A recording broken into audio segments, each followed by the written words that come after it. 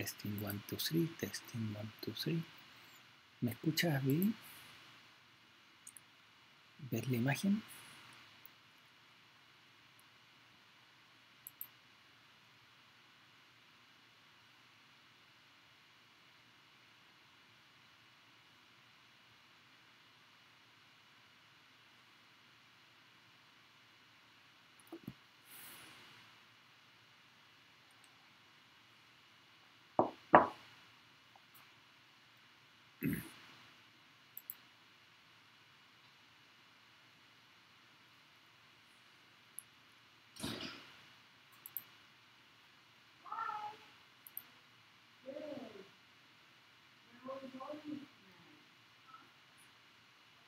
Baby, que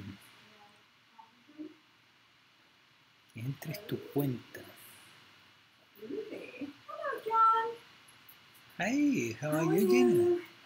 Look at all the yum yums. Help yourself. I just ate so Do that I you would not. drink? Oh, too bad.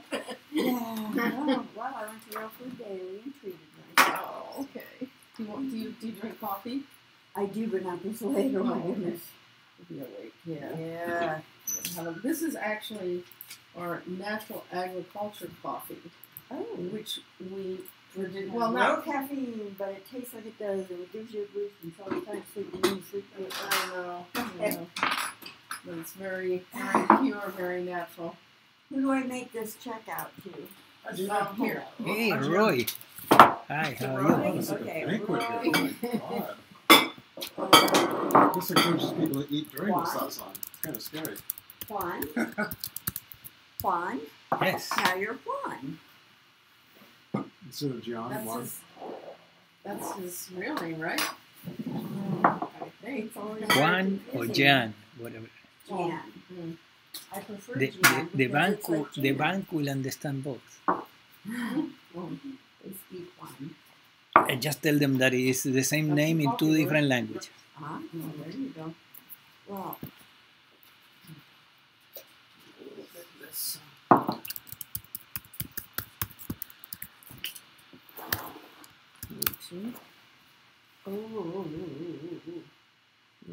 I'm gonna try it. I don't usually drink coffee, but I want to try this because with it's. honey? I don't understand that. Honey in coffee, nor lemon in tea. Well, lemon in iced tea, I totally get. Just lemon in tea, yeah, but honey in coffee. But everything is taste, right? Like I say, I'm not a coffee drinker, so I'm just following John's example by. Why aren't you? I just never took to it? like. I think because my parents didn't really drink coffee, so I tend to pick that stuff up. I wish I never did. My poor baby. So bye-bye now. I mean, I'll drink it on occasion, you know, but I don't even thought in that. I have to have I've been off of it a few times, but really, just the smell of it gets me mad.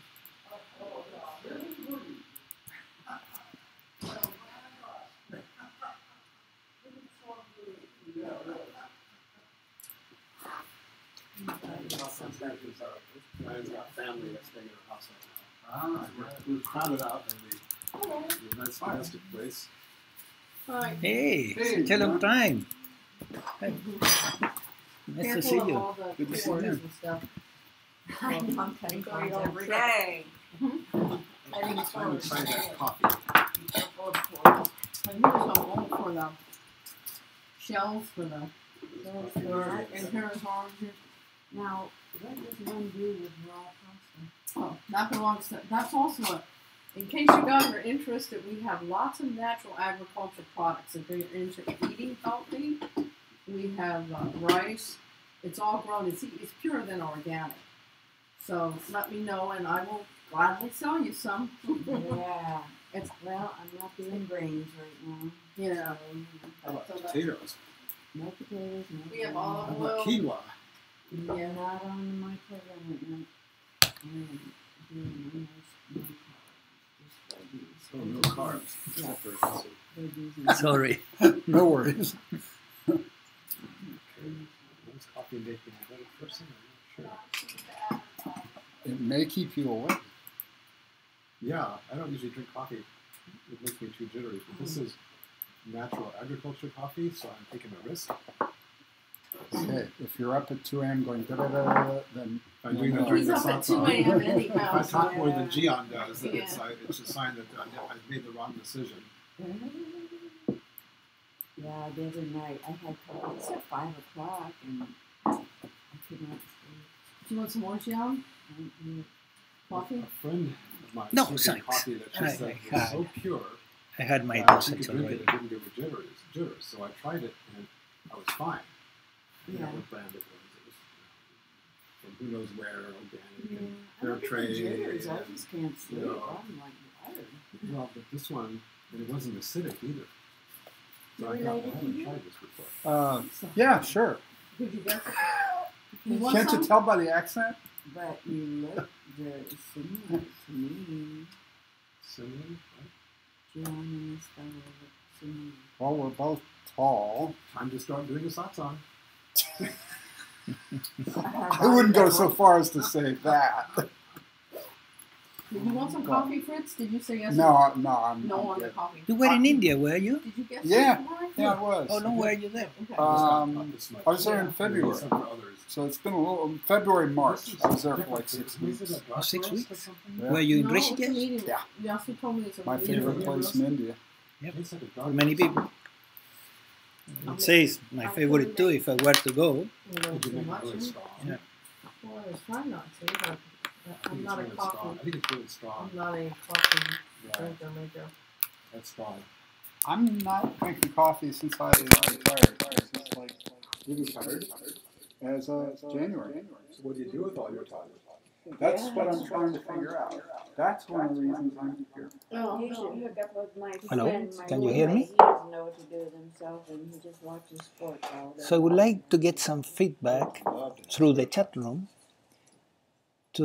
about the audio, if you are hearing my voice okay, and also about the video. Thank you. I never lack something to do. So if I have, I've noticed that. Isn't this? how would you know? Well, let me put it this way. Frequently when I call, you say, well, I got something to do. That's true.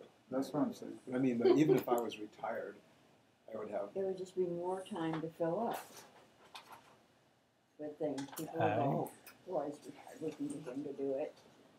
I love to read. That alone would keep me. Hi Salim, welcome. Do you like travel? Can you hear me well? I'm not much of a traveler. Depends on where. I do well. I mean, I like the idea of foreign places and, that whole thing. But the actual planning and traveling and figuring it out, I get disoriented, I lose things. You have to watch travel movies. Maybe God make it look, see the sights with I don't like airports. an airport. Can you hear me well, Vivi? They're all so cramped. I'm just not that tall. For a tall person, it must be torture. Yeah. It's pretty interesting going all the way to India. The knees tend to get it. If you can afford business class, that's a different story. But It's otherwise, twice as much. otherwise it's tall. Oh, thank you Salim. Thank you for the feedback. It must be horrendous. Torture in the air. Torture. There are drugs for that.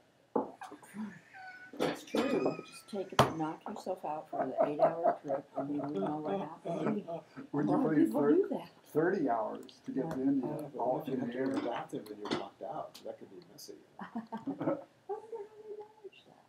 Yeah, well, they put things in the food to dehydrate you, so you don't have to go to the bathroom all the time. They don't want 100 people going to the bathroom all the time. So Really? airplane food. Well, Is there that- bicycle showing yet?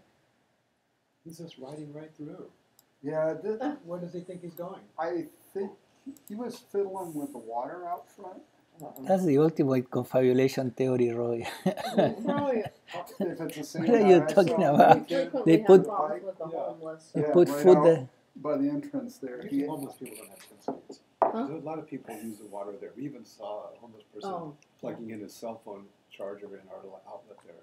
As long as they don't make a mess, we don't care. But Right, if they leave the right. faucet running, or Yeah. usually And we got homeless people little- leave messes if they sleep somewhere. Yeah. But homeless people are not usually racing by and Yeah. So we're about to I should go start check. Yeah. in a couple of minutes, I'll go with you. waiting for a few In more case you people to back come up, here back to the up. room. Back up is You could be good. going into the garage, you know, things like that. Yeah, that's right. There's Oh yeah, there's a whole strip of. Oh. The good news is I live close and I know where I'm going. This time when I go to your house, I have to no, right, right. have my GPS or I'm done. I'm dead.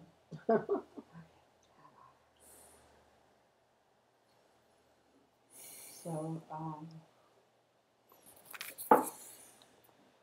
forgotten her name. Whose house we go to? Diane. Is she coming down? She's not because her grandkids are there and gonna ask them. She thought she could get here, but I thought there'd be more people able to come here since we're more central. I know it's not as remote. But for people on the west side, Pasadena's like on the other planet. So it's another, Careful of it's them. another galaxy. Yeah. I Pasadena, mean, you can sit there. It's just Just don't trip over. The topic tonight is good. I thought that would be a big draw. I thought some non-dual people wouldn't want to come because it sounds more like therapy than non-dual. So I'm surprised you came because it doesn't sound like non-duality. I just decided to show up today. I don't know We why. all Well, need healing. Sometimes we don't need to know why we do things. Yeah. Generally, You call, you show up. I invited someone, but it was pretty last minute, so he I show up for the food. probably won't. Not for us, not for the company. I already I'm gorged just myself on joking. fish tacos. Okay. Good Yeah. ones, actually. You may have shown up just, I'd be operating by Wu Wei. Do you know what the word Wu Wei means? I've heard it. The Taoist expression literally means It's an herb. non-action, but it means spontaneous action, non-premeditated, non-deliberate. It just comes out. Like the Wu But Wei. not compulsive. What some people Right. think compulsive, it's spontaneous in harmony with everything. Organic. Ooh, organic. Mm. Non-force is more the best Yeah. expression. Non-force, Could be. non-contrived. Have you been to RFD lately? Sorry, I've been No, waiting it's the okay. opportunity to ruffle Yeah, down. he just disturbed the Tao. It was very Wu Wei. It wasn't organic, no, it was more woo woo. Right? Ooh. That's good. It's my Mars square Uranus. I'm always worrying out. Mars square, yes. I think I have that too. No, I have a trine. I Sorry. have a trine and I have obnoxiousness. But have you been? No. They're redesigning. Okay, There's let's a begin. lot of art and close-up and ready? So, go. Ready? Okay. So let's start. Let's start with a meditation, a short meditation, and then we move into our subject for today about trauma. Now, trauma it's traumatic to talk about trauma, so I hope nobody will get traumatized. No, it's not that bad. So let's begin by closing our eyes and taking 3 deep breaths. And during the exhalation, allow your whole body to relax from head to toe. So let us inhale and exhale, relaxing.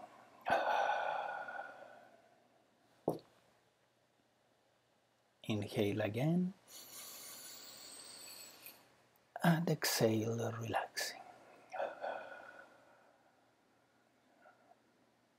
And once more, inhale deeply. And exhale, relaxing the whole body from head to toe.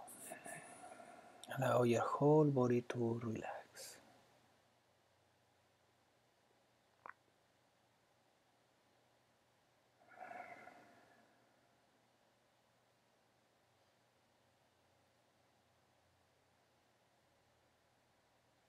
Gently make contact with your feet. Just feel your feet and consciously allow your feet to let go and relax.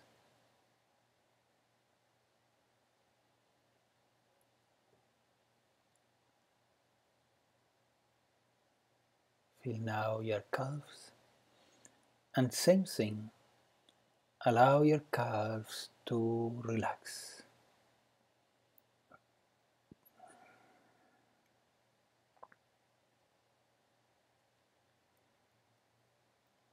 Feel now your thighs and knees, and allow your thighs and knees to relax.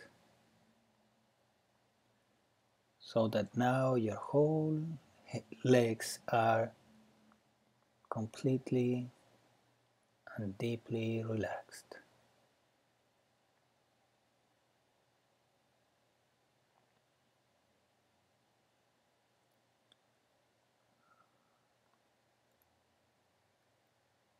Allow now your buttocks and abdomen to relax.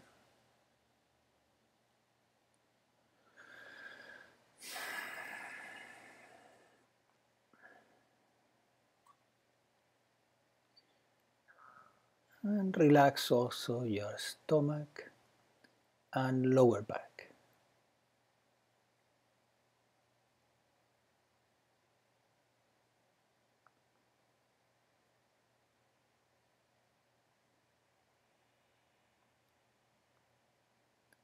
Take now a moment to relax your chest and relax your upper back.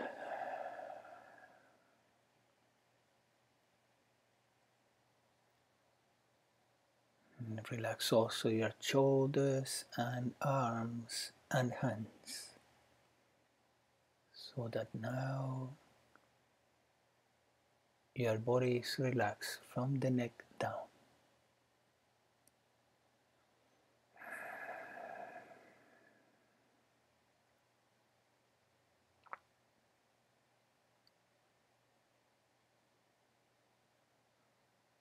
And take a moment now to relax your neck, front, back, and both sides.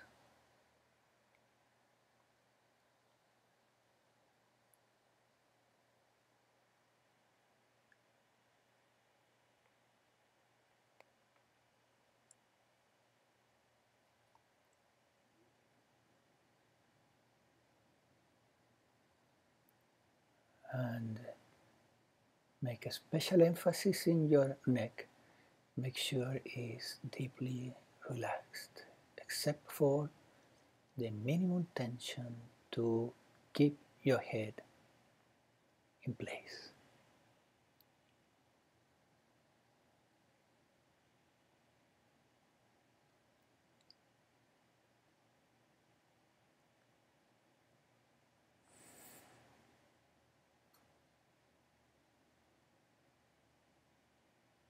Relax now your face. Start by the jaw and mouth, lips and tongue.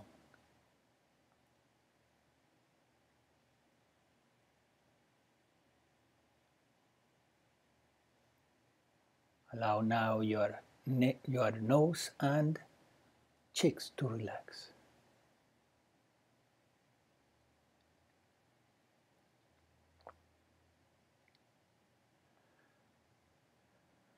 And relax your eyes, eyelids and eyebrows.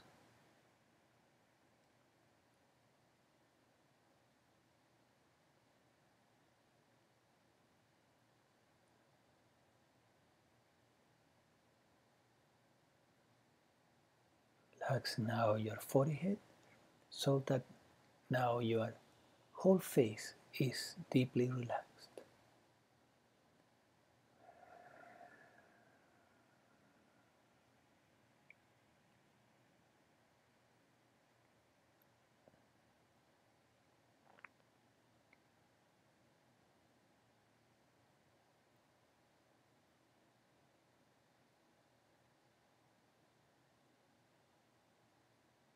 Relax now your scalp and ears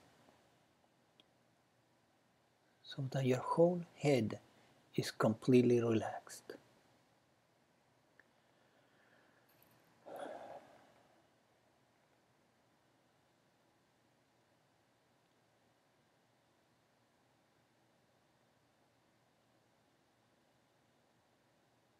Gently scan the body. Notice if there is any tension remaining and allow your whole body to be relaxed from head to toe.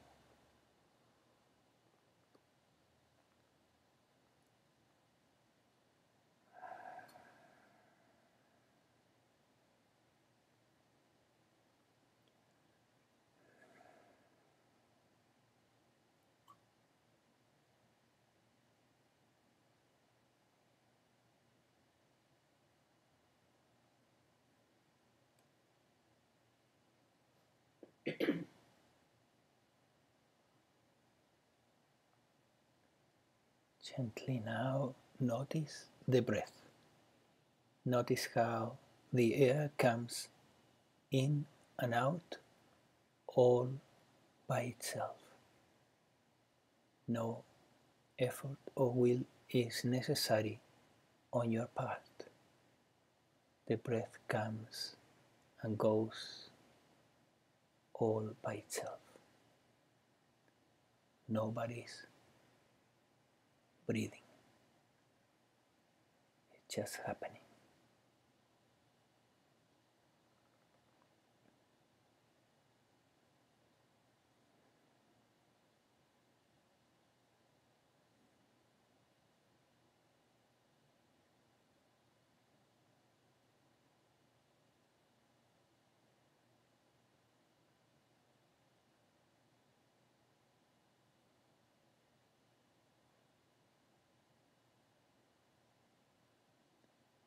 You don't need to participate at all in the breathing process.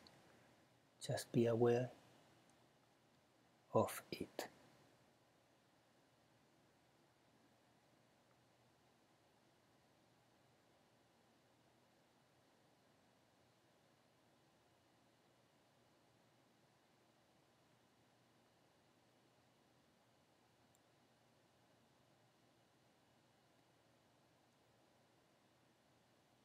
Doesn't matter if the breath comes slowly and deeply or fast and shallow, it happens by itself. And it is what it is.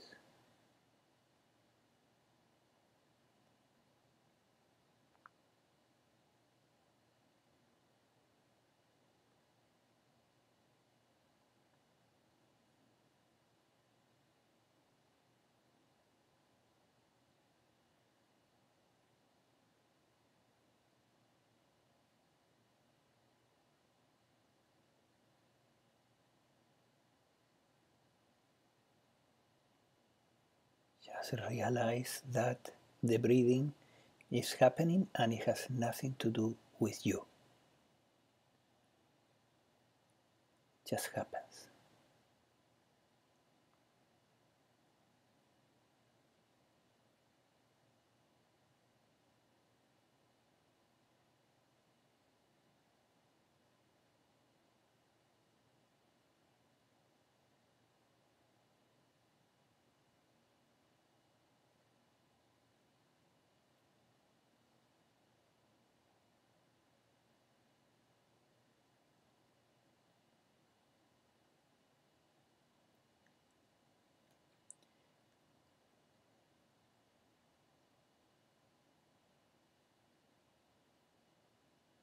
Actually, nobody is doing the breathing.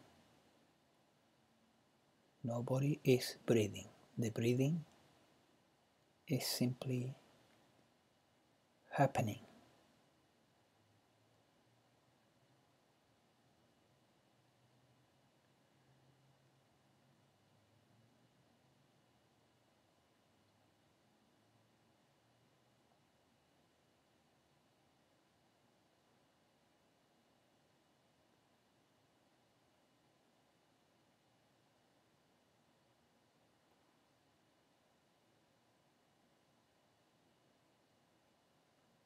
Doesn't matter whatsoever whether you are there or you are not, the breathing continues.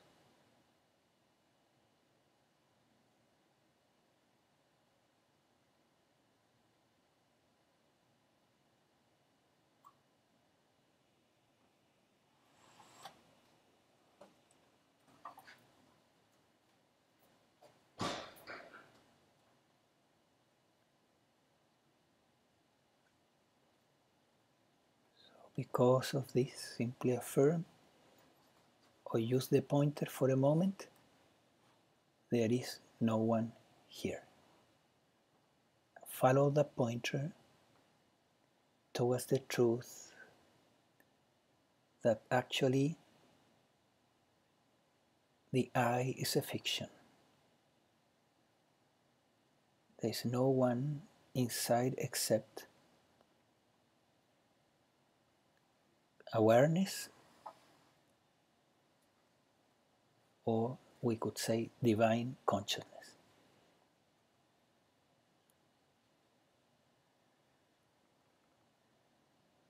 You realize this by following the pointer. There is no one here, and then feeling the emptiness,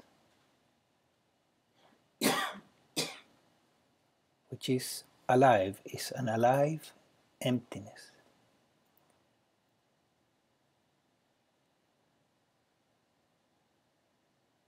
Is conscious, is consciousness,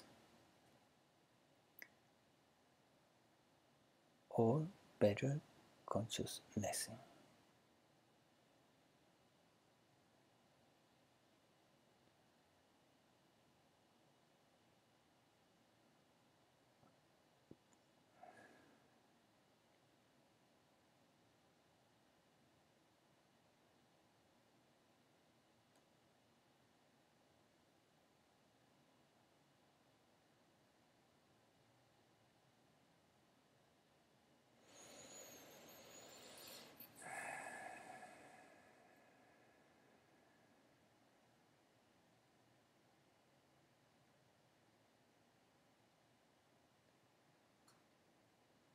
There is no one here and never was.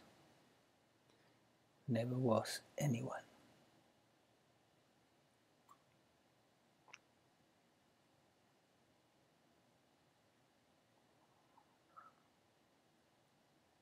Just awareness.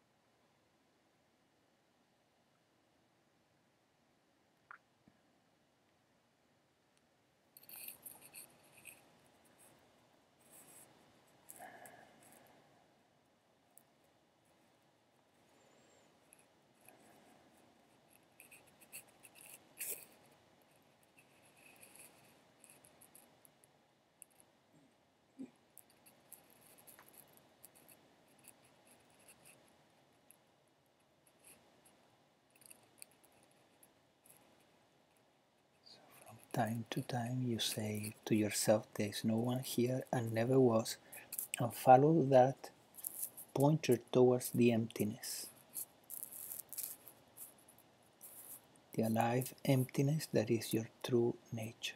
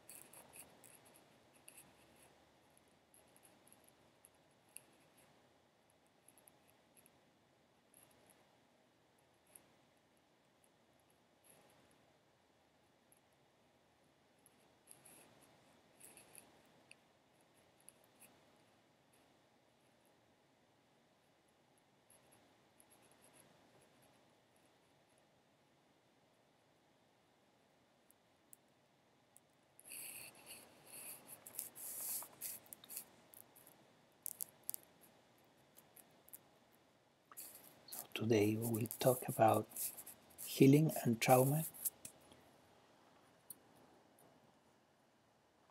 But the first thing I would like to say is that although it is true that everyone in this planet, including you, have been traumatized severely, that's the norm here. One thing is to experience trauma with a sense of I, or the consequences of the trauma with a sense of I, or I-ness, or without it. So let's say as a result of a past trauma, you're experiencing deep sadness. One thing is to experience sadness with the thought, I am sad, and another is to experience sadness without a sense of I.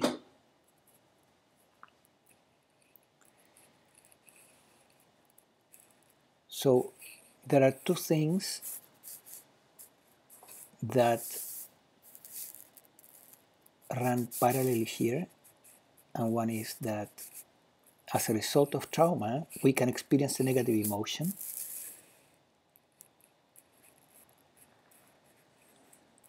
But we attach to the negative emotion also and to our negative thoughts a sense of I.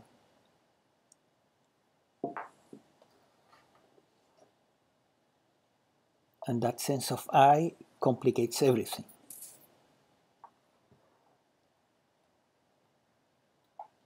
For example, a dog may experience pain, but doesn't have the thought, I am in pain.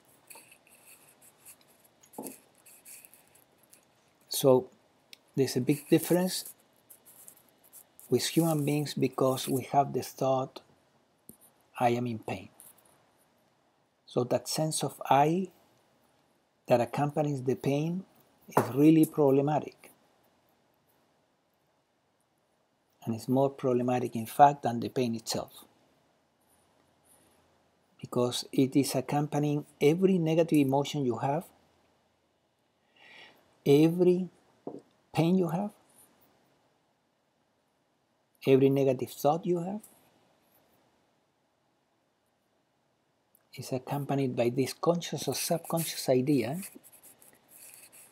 that there is an I here, which is me, and is experiencing this, and is even creating this particular mental object, painful mental object. So I have taught before the surrendering technique, and I highly recommend that you use the surrendering technique to surrender the sense of I-ness, or I. So for example, you feel frustrated, you have two options. You can surrender the frustration with the technique, or you can surrender the sense of I behind the frustration. I recommend that you try to surrender the sense of I, because by surrendering the sense of I, you will wake up. By surrendering the emotion, you will heal. But waking up is a healing of a different order, higher order, deeper, more profound, more freeing, more powerful.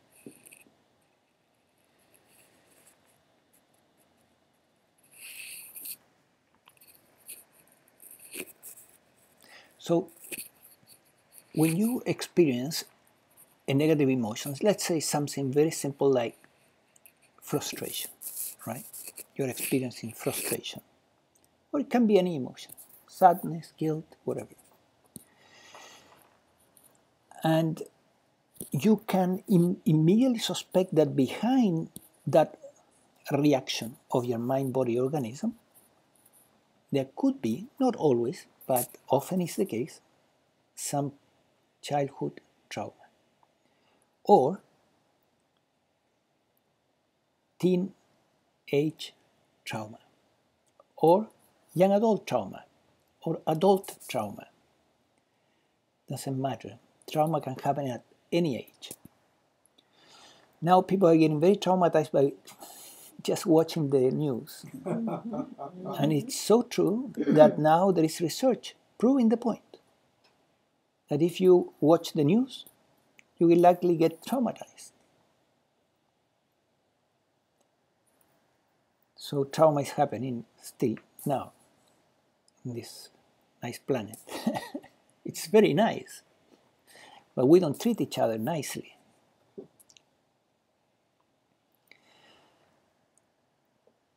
So when you have a negative emotion, you can suspect that behind the negative emotion there could be a trauma.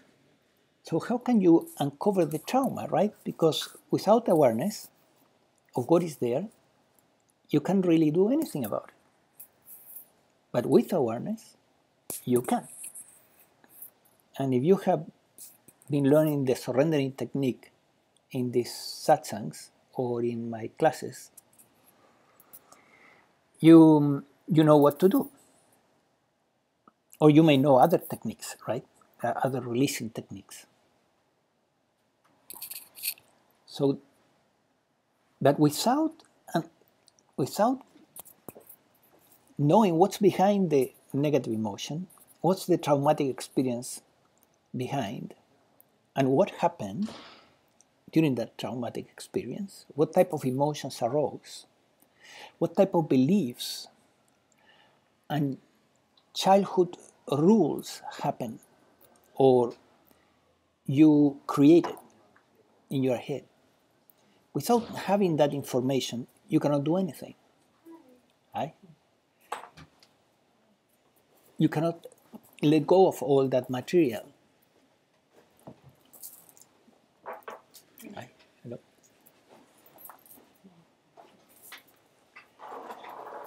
So how we uncover the trauma that is behind? There's a very simple technique to do this.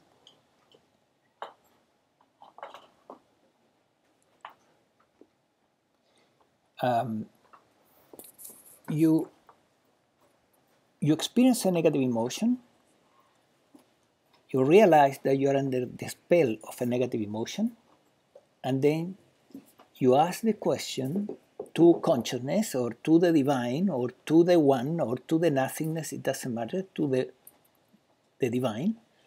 You ask the question, what's the origin of this feeling, of this emotion? And then you make silence. That's all is necessary. You make silence, and what will happen, and I have seen this over and over and over, is you will get a glimpse. You will get a picture. You will get a thought, a memory, an echo from the past that will indicate you what's the origin of that negative emotion. And sometimes a tiny negative emotion can uncover a huge thing that happened in the past with this simple question.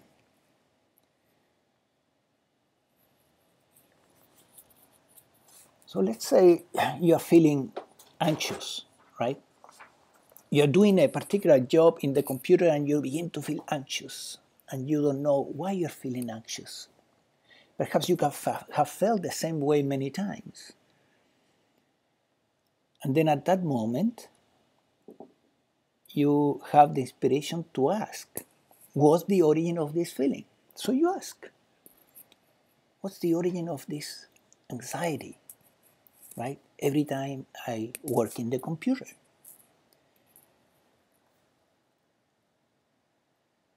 And then you wait for a moment, may close your eyes if you want, and you will have a picture, a flash, an image, an idea coming that will reveal to you what's the origin.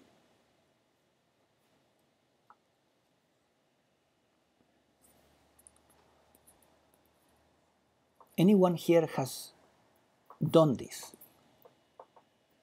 Yeah. Anyone has tried? Okay. How was your experience, Roy? I learned a lot.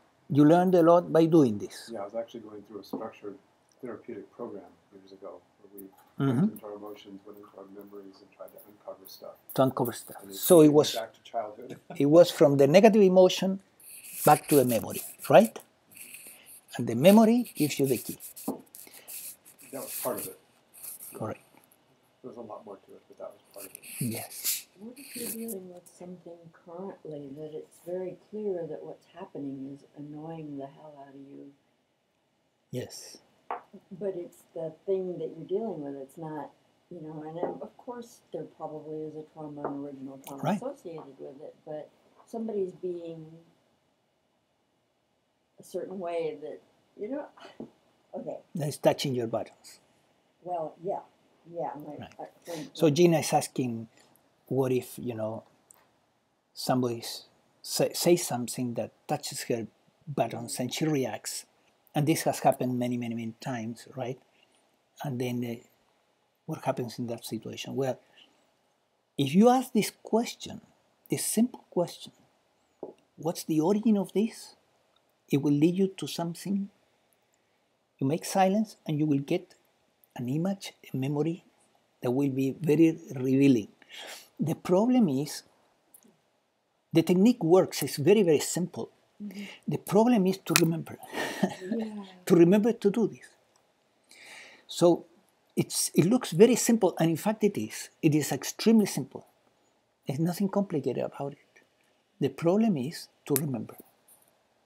Because our tendency is to just keep rolling, just keep going, and not do our job, our healing work, our inner healing work. But we need to uncover what happened in the past.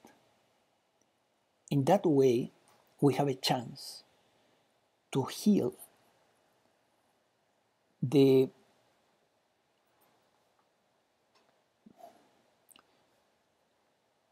when you want to heal, in most cases, from the past, from the trauma, is a rule. It's a rule. It's a rule that you created when you were a child. It's a rule that was normally a split, meaning it was black and white. And that rule is haunting you. That rule, that belief is haunting you today, perhaps 50 years later. So let's say your mother is unpredictable, right? And suddenly, for no reason, she hits you or yells at you, and it's unpredictable, highly volatile and emotional. Then, because of this trauma, these traumatic experiences, you conclude every woman is unpredictable. That's a rule. That's a child rule. Completely understandable. The child is making a rule that is consistent with what he is seeing. The mother represents the females for him, and he's making a very simple conclusion. Women are unpredictable and are violent. The result of that rule is that individual may not be able to relate to women in a natural way and in an appropriate, effective way for the rest of his life, right? So that rule needs to be uncovered. What for? To surrender it, to let it go, right? And then you use the surrendering technique. And I'm going to share with you, again, a different template for the surrendering technique that is extremely short and non-dual. And I would suggest that you try the technique. Yes. You're saying a rule. Could you also just say it's a belief? Yes, it's a belief. Instead of a rule. It's You believe that right. women are dangerous, or you believe Exactly. any number of things. You could call it's a child's rule or it's a child's belief, right? Yeah. Exactly. So let's review the steps, okay? Let's say this adult individual is afraid of women, and suddenly he figures it out, right? He noticed that feeling of fear, perhaps in dealing with his female supervisor or under any circumstances. And at some moment of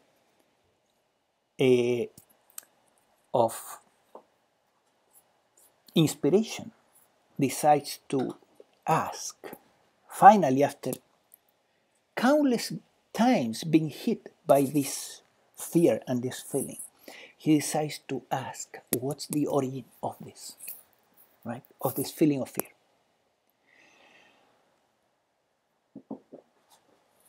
He asks, the answer comes, and he sees his mother slapping him, for example. He said, oh, my mother. This has to do with my mother. Okay. So he realizes that this happened hundreds of times during his childhood. And he may ask himself, what was the rule that I concluded, the belief that I concluded about women? And then it will come. And the rule will be, every woman is unpredictable, right? Which is an untrue, of course. It's what is called in psychology a split. Yeah, it's black and white. It's a distorted perspective, a distorted thinking that arose as a result of a trauma.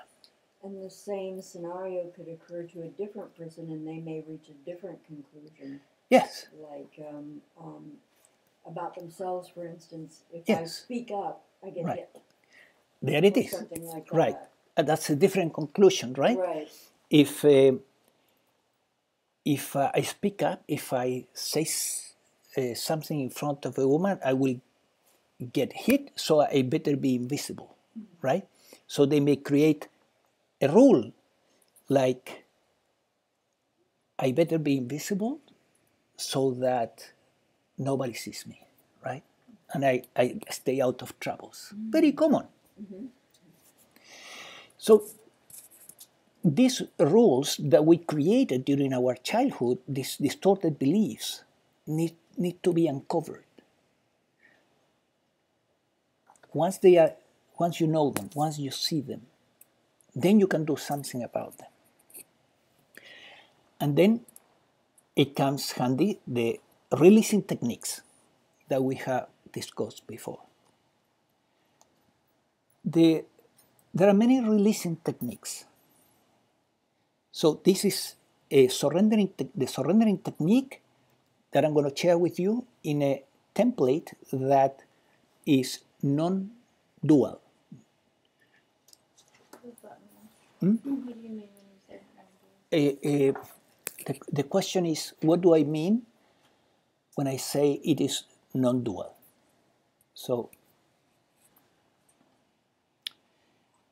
we have an assumption that here inside our mind-body organism, this mind-body organism, there is an I, which is me, right? And inside each one of you, there is another I, another me. This is an assumption, and it's false. It's not real. But we function and we experience life as if it is real. And in fact, the first time that you hear this, you may say, this guy's crazy. Right? So, non-duality leads eventually to the realization that in fact, in each mind-body organism in this room, there is awareness or consciousness looking through each one of these mind-body organisms. But there is no me or I. The me or the I is a mental idea, it's a mental story. That realization is called awakening. And it's not that easy to get it, but it's not that difficult either. In the past, it may have taken you 30 years. Today, no. It's easy to get it if you want it. If you want to have it, you get it, right? The minute you begin to make the intention with a strong desire to wake up, I want to wake up, I want to wake up, you will wake up. And you will see this truth. Very clear. You will see that the story of the I or the me was the same story as the Santa Claus. Yeah? You were told when you were a child that Santa Claus existed, but the lie lasted for 8 years approximately, and that was it. But this lie that there is a me or an I within you that is called so and so, that lie goes, a long way, much longer, unfortunately. So what happens is that when you realize that there is no I inside, there is no me, but there is consciousness, there is life itself, but that consciousness is impersonal. So it's the same consciousness that is looking through the eyes of all of you. When you realize that, you see that life is non-dual, no two. It's just one life, one consciousness. Consciousness is non-dual. There's one consciousness looking at this moment through the eyes of all of us. Yeah. So this consciousness that has been called the divine, and we are all part of it, obviously, is not dualistic, it's not two, it's one, non-dual. So in a dualistic path, the usual religious spiritual path, there are surrendering techniques that work like this. They will say, dear God, talking to this consciousness, right? Me talking to this consciousness. Dear God, I surrender this belief that women are unpredictable. I surrender it to you. Please take it away completely. So that is in the dualistic religions. And it works. I'm not saying that it doesn't.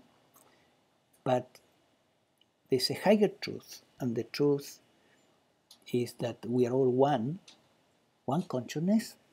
And you can create a surrendering technique that acknowledges that.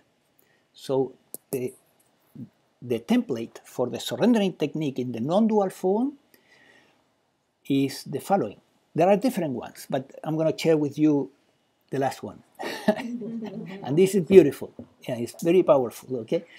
It says, the divine surrenders this, you put there whatever, this belief, this child's role, completely. That's all. The divine surrenders this, you state the role completely. That's all. You affirm it with conviction for a moment, and that's all that is necessary. And you let go of something that have been haunting you for a lifetime. Releasing techniques like this are extremely powerful. And psychology, of course, doesn't want to hear, because mainstream psychology is, doesn't want to deal with. It's an ego-based psychology. It's based on the me. So the surrendering technique is based on the power of the divine, not on the power of the mind, not on your powers. It's the divine that does the healing. But it's not only the divine that does the healing, it's the divine that does the surrendering. That's why the technique says the divine surrenders this. The divine surrenders the negative emotion or the distorted belief, and the divine heals the organism. There is no one in between. That's the non-duality, right? But it's still a surrender either way. Yes. The dualistic or the non-dualistic. In the dualistic or in the non-dual, you're surrendering. Yes, there is surrendering of that idea. Right? That idea is surrender. So you're saying, like in normal dualistic religion, we're asking something outside of ourselves. Right. Whereas you say the divine surrender, so it's within you. Yes. You're putting it in the right terms. She's saying that in the dualistic religions, you're asking the healing to something that is outside of yourself. In the non-dual spiritual path, you are, and here is the trick, it's not you that you're doing it. It's been done. It's like the breath. When we were doing the meditation, the breathing is happening. You're not breathing, you're just, the breathing is happening. In the same way, the surrender happens, and the healing happens, and the divine does the surrender, and the divine does the healing.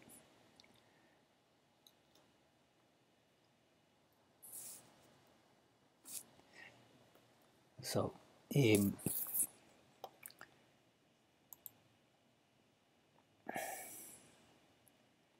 let's review the process. The process is very simple. You have a negative emotion, you ask yourself, where this comes from? What's the origin of this negative feeling? You make silence, you wait for an answer. The answer comes in the form of an image, an idea, an echo from the past, a memory. You get the insight and you try to uncover what was the rule that you as a child created, or not you, but was created as a result. And then once you see that rule, you use the surrendering technique to surrender the rule. Very simple, right? Now, if you have difficulties to do it in the beginning, I would suggest that you do it with a coach that knows the technique and knows how to do it until you learn. You learn how to use this thing, how it operates. So you can contact me if you are interested in having a session where we could work in some of your issues, and then from there you will learn the technique, and you will receive a push to master the technique. It's extremely important to really master a good releasing technique, because my training is initially in psychotherapy, and I can tell you that with psychotherapy you can go for years trying to solve certain things, and with a good releasing technique you can do the job in such a short period of time. Is ridiculous, the difference in efficiency. And the result of that is you move forward faster, you heal faster, and you eventually you save a lot of money too.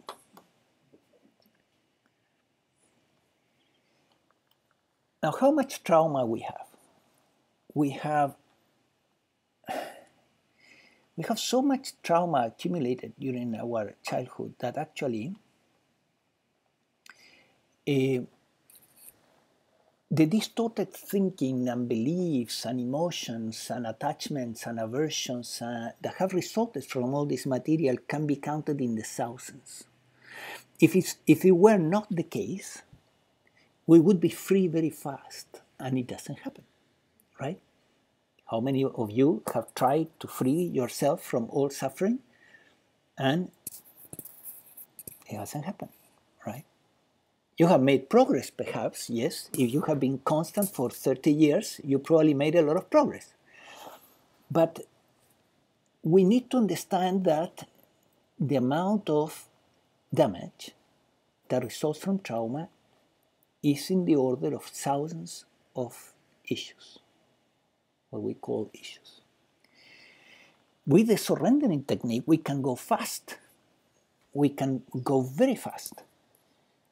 And that's why it's important to get a good technique that really works and to get in tune with it, to master it. It's not difficult.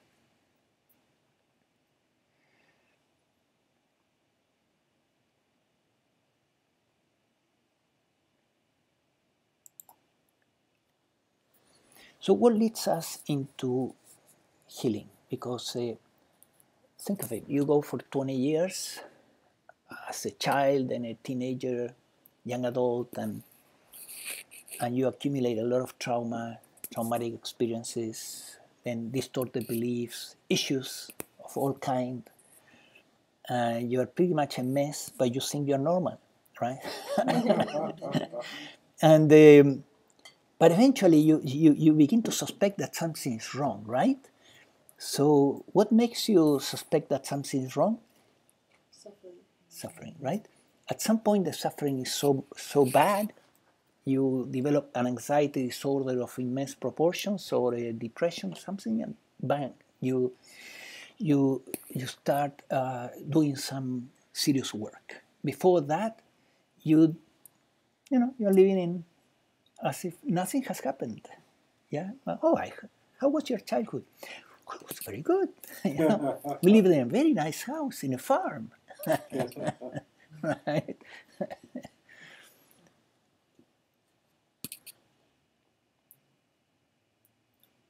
At that moment, you enter into the path.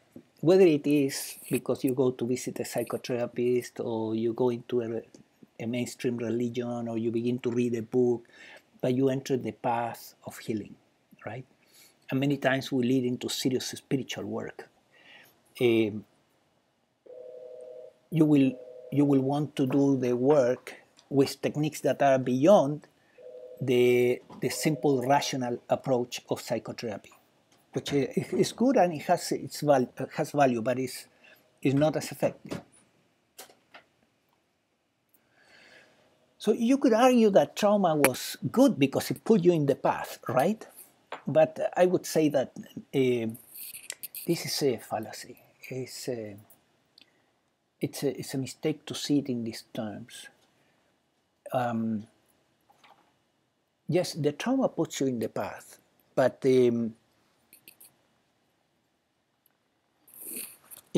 I would say that an advanced civilization doesn't work like that. In an advanced civilization, you are born in the path. Your parents are in the path. Your life as a child is in the path. Your commitment to growth is from the beginning.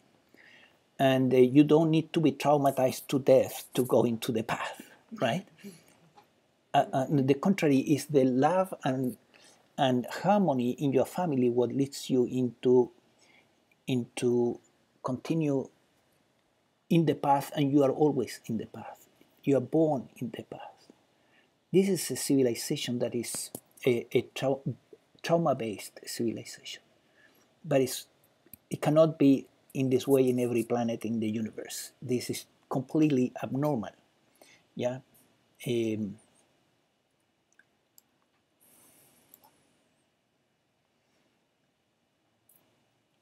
There are certain issues probably that you're born in a civilization, but you are carrying some issues from past lifetimes, and you will know exactly where you need to work in that situation. So I say this because we need to, as a civilization, we need to move into something that makes more sense. And we cannot use this excuse that, well, it's trauma what leads us into do spiritual work to keep traumatizing each other. It's a ridiculous idea.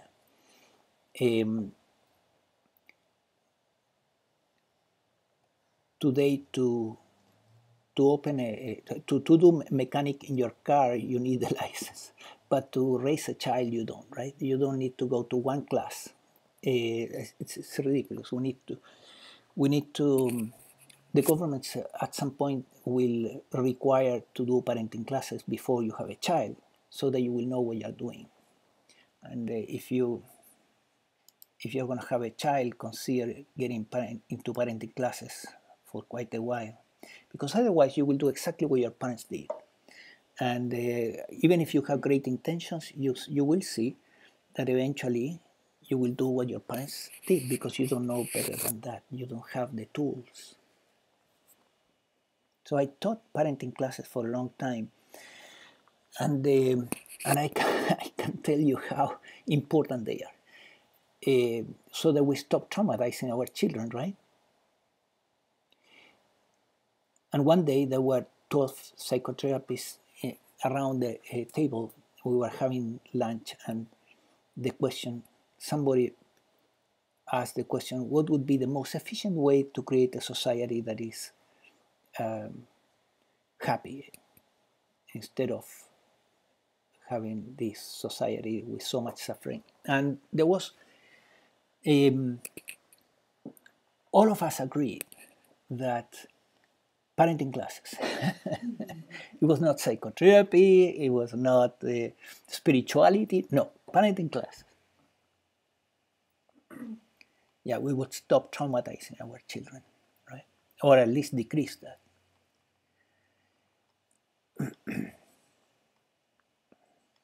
So now you can ask yourself a question. Okay, here probably all of you have been in the spiritual path, but you can ask yourself, is it working? Or perhaps you are in a church. Is it working? Well, I would say, are you solving your past traumas? And then you will see if it's working.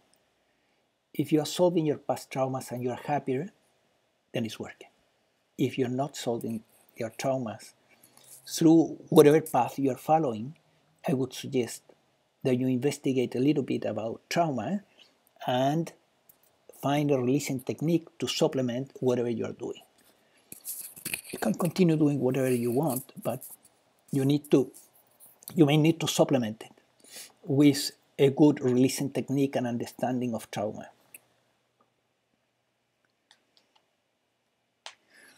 The other thing you can ask yourself is, in regard to your spiritual path, whatever spiritual path you're following, is, am I waking up? Am I waking up from the dream of the me, the dream of the ego, the dream of the I?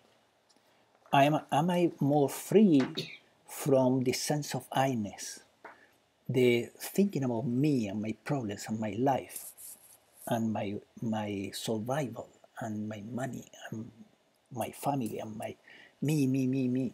Am I getting free from me? The freedom in the spiritual path is freedom from you, not freedom from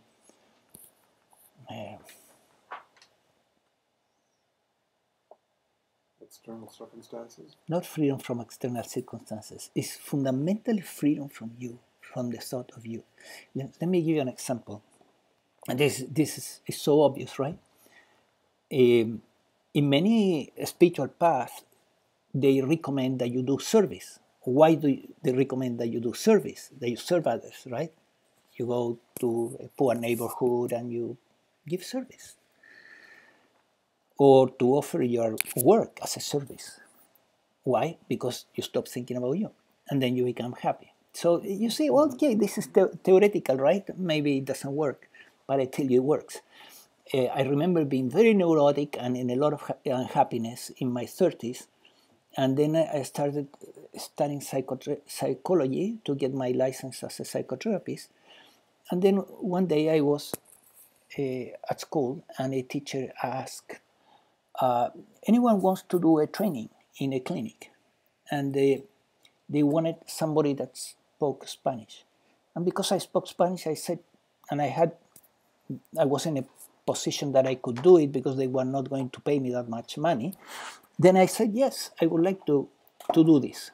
So after a couple of interviews, they gave me the job. I began to see clients for very little money, and they were Spanish-speaking clients. And I did this for quite a long time, many years.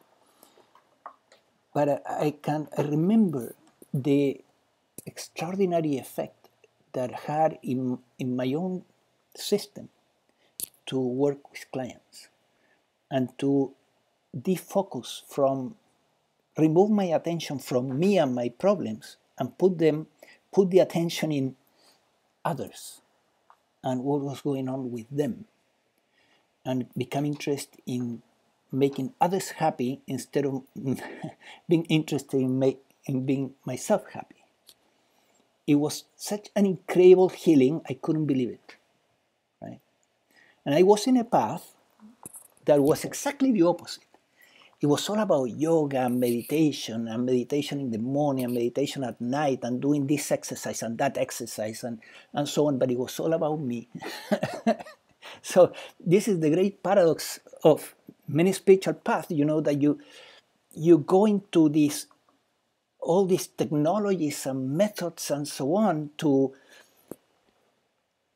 but you keep focusing on you, right? And if you keep focusing on you, you're making the problem worse. Yes. Focusing on serving others, that's the focus of this path here, of this shume, the center here.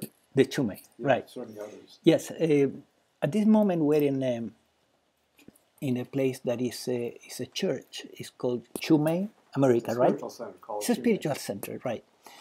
And Roy has offered us this beautiful room here to have this session. And as Roy is saying, Shume is focused into, at least this part of the work is focused into service, right? Service to others. A very important part of the enchilada.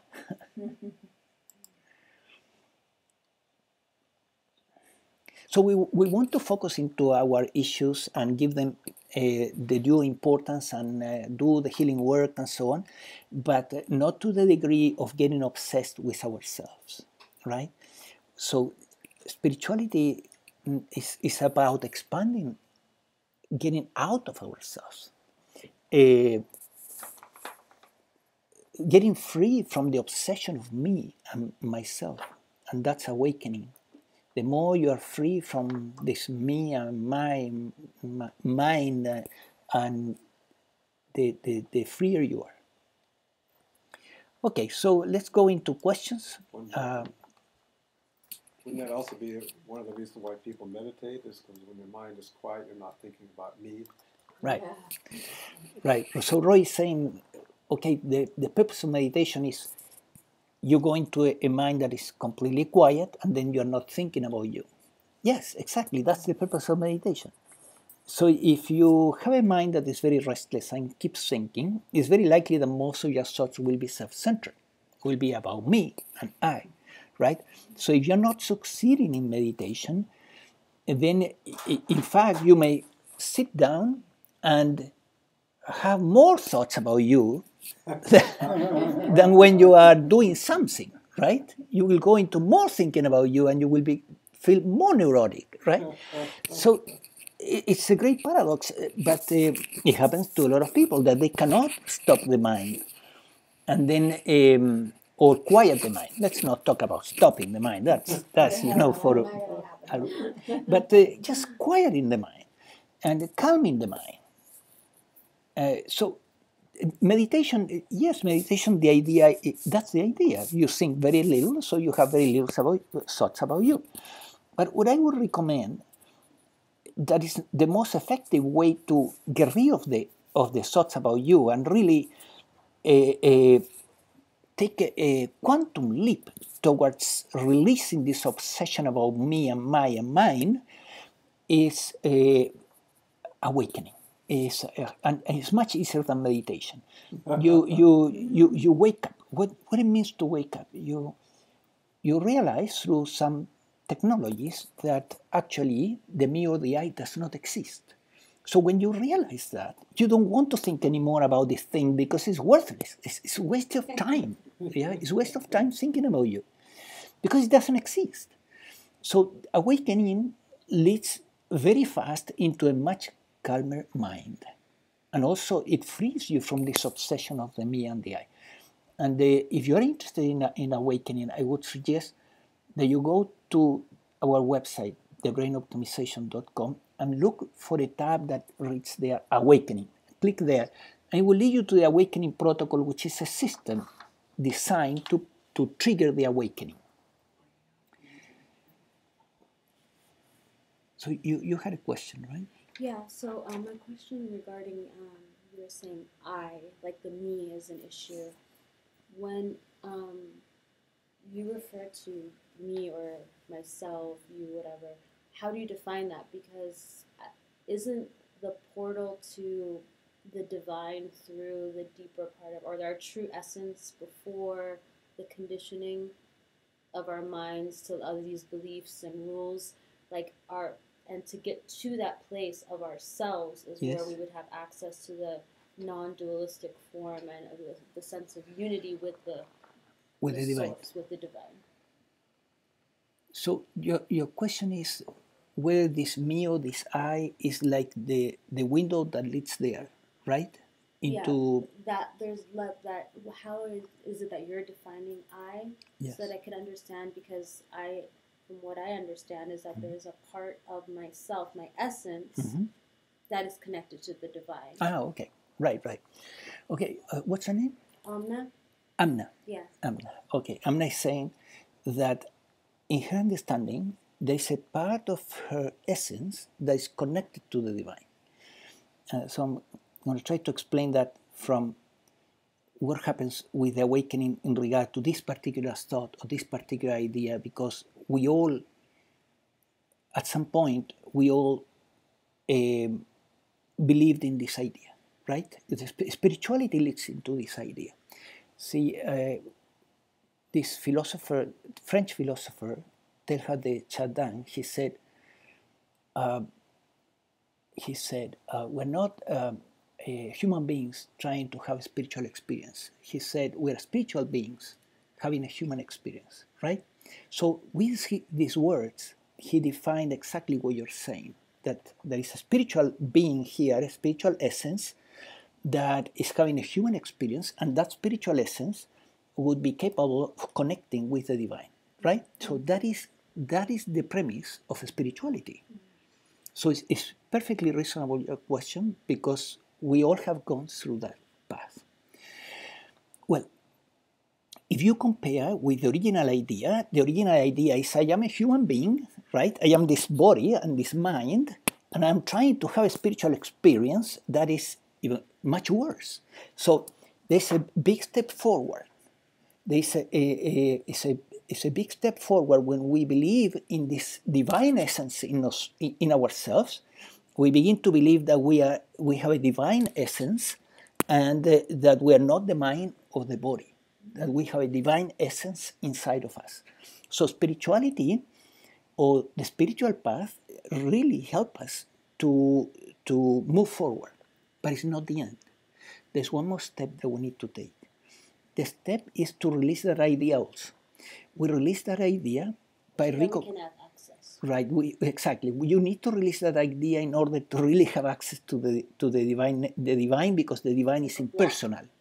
Yes, it becomes an obstacle eventually, because the divine is impersonal. The divine is not separated. So the consciousness that is looking through your eyes at this very moment is the divine itself. It's not a separate essence.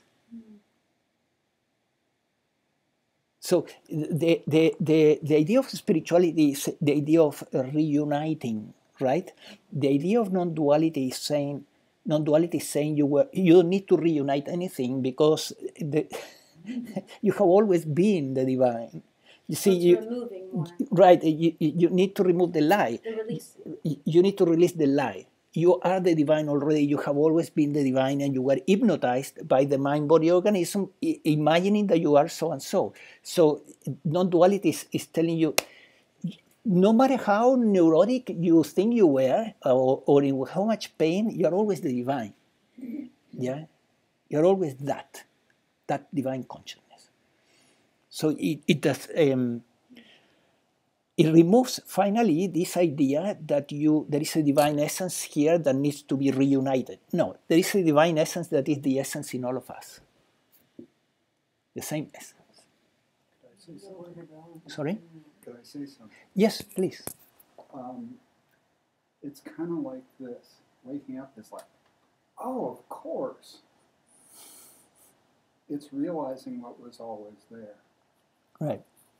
It's There's not nowhere an to go. acquisition. It's like you took the blinders off and said, whoa, I was looking at it the whole time. I didn't even know it. Right. It's more like that. I've had glimpses of it. Same here. Yeah. So it's more like that. It's not a connection either. It's you.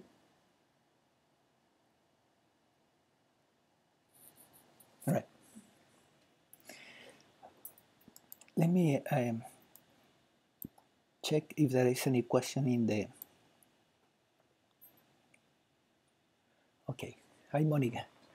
Those online, you are welcome to ask questions, okay? Through the chat room, I can read your questions here. So, any other question?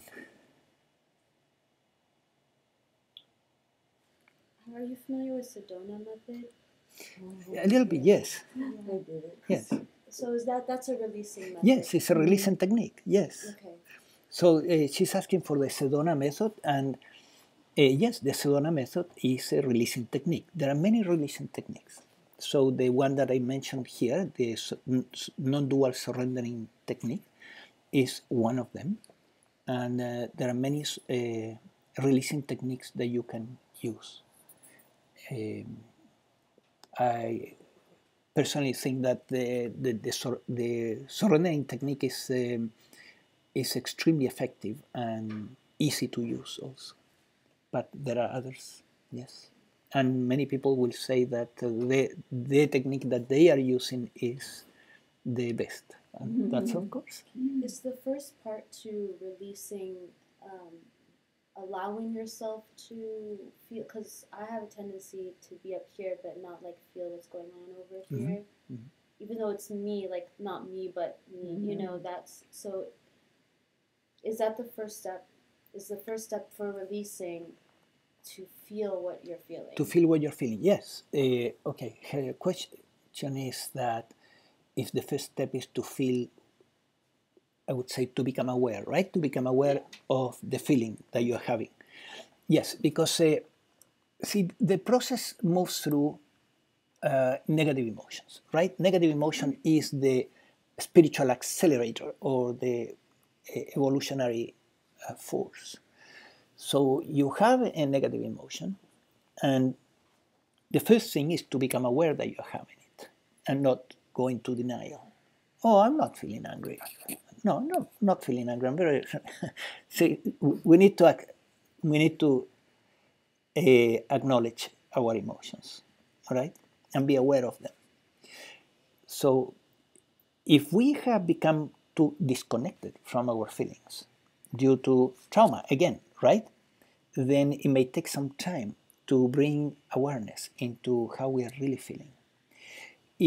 Why people get disconnected from their feelings? They get disconnected from their feelings because during their childhood they are being told to do not feel, that to feel angry is bad, to feel fearful is bad, to feel the negative emotions is bad. So the solution is go into denial. Oh no, I'm well. I'm not feeling anything. Yeah, and then we numb ourselves. We don't become aware of our feelings. We lose contact. So what we should say to a child in order to do not produce that is to encourage connection, right, and expression, so that the child is having a temper tantrum and ask the child, what are you feeling? And one day the child will be able to say, I'm feeling angry, instead of going into a temper tantrum.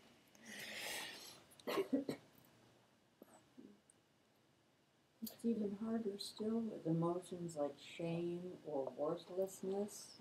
Yes, it can be even harder. That you don't Harder, want right. to acknowledge them. Right. You know. So Gina is saying that with shame or worthlessness, the challenge is even bigger, So we move into denial. No, I'm not feeling this, right? And then by getting disconnected from our emotions, we get disconnected with the very force that is helping us to evolve, right? And to solve also our trauma, and the suffering happens anyway. See, it's just that it happens below the radar of awareness, but it's happening anyway. We're not happy, and we don't even know what are we feeling. Engage in addictions and acting Yes, out. and then we express those things in other ways, addictive behaviors, for example. Right. Yes. A lot of it is cultural too. The programming that we get, Mm-hmm. different rules for communication for different genders. Right. Right. That's one of the more obvious Right. ones. Right. Yes. So he's saying that many of these things are cultural in nature. Yes. Let's say, for example, boys are told to do not cry, right, and to suffer in silence, right, and to do not feel. Especially if your parents, are more phlegmatic, they will have a very flat face and do not express emotion or feelings, and then you learn the same attitude in life, like you should not express your feelings and you should not feel. So you go into your mind, right, and then you become locked here in the head, in your thoughts, disconnected from your feelings.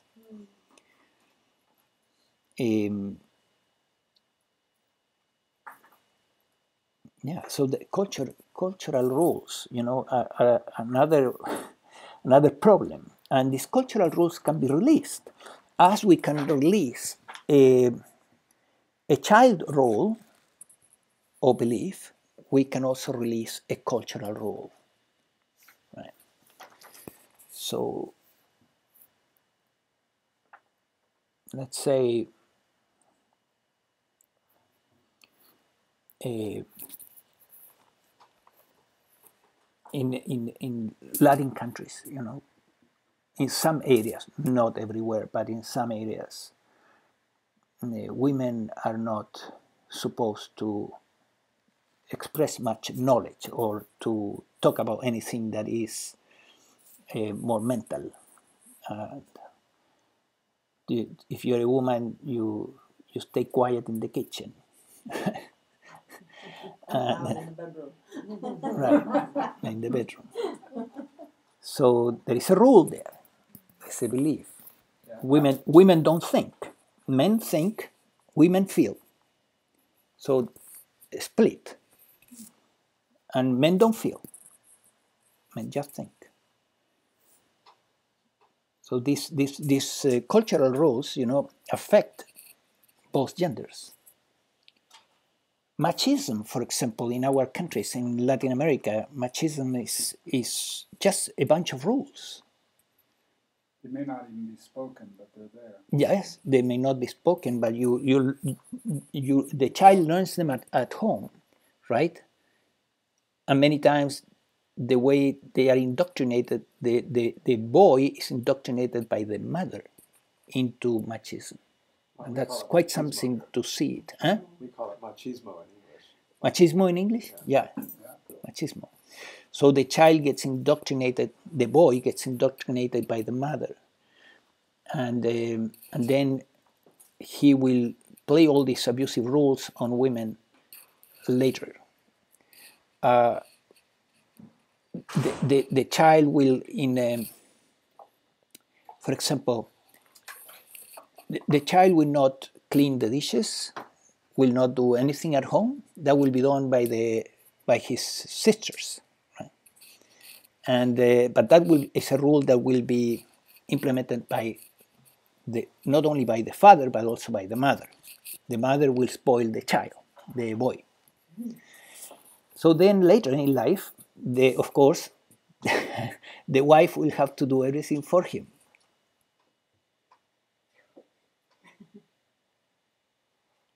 Fortunately, those roles are starting to change. Yes, it's starting to change. And the rules, by the way, make both suffer, right? The male and the female. Both have a bad time with that. Back around 1970, Fritz Perls, the father of Gestalt therapy, once said that 90% of Americans fall into two archetypes, the he-man and the glamour girl. So men feel like they should be a he-man, sort of a John Wayne type of image, and women should be a glamour girl like Marilyn Monroe or something like that. Not that people actually became them, but that's the belief that we should be like that. And we Right. measure ourselves based on these roles. Right. And most people are trapped by Those rules. those rules or roles. Yes. There are countless cultural rules to discover and uncover that we may have them in our head, but we are not aware of them. So, Unconscious belief systems. yes, unconscious cultural belief systems. Yes. Never really examine them. Like people who use sexist or racist language and don't even realize it or don't have any bad intent, but Okay. they're just not conscious of how it's landing somewhere.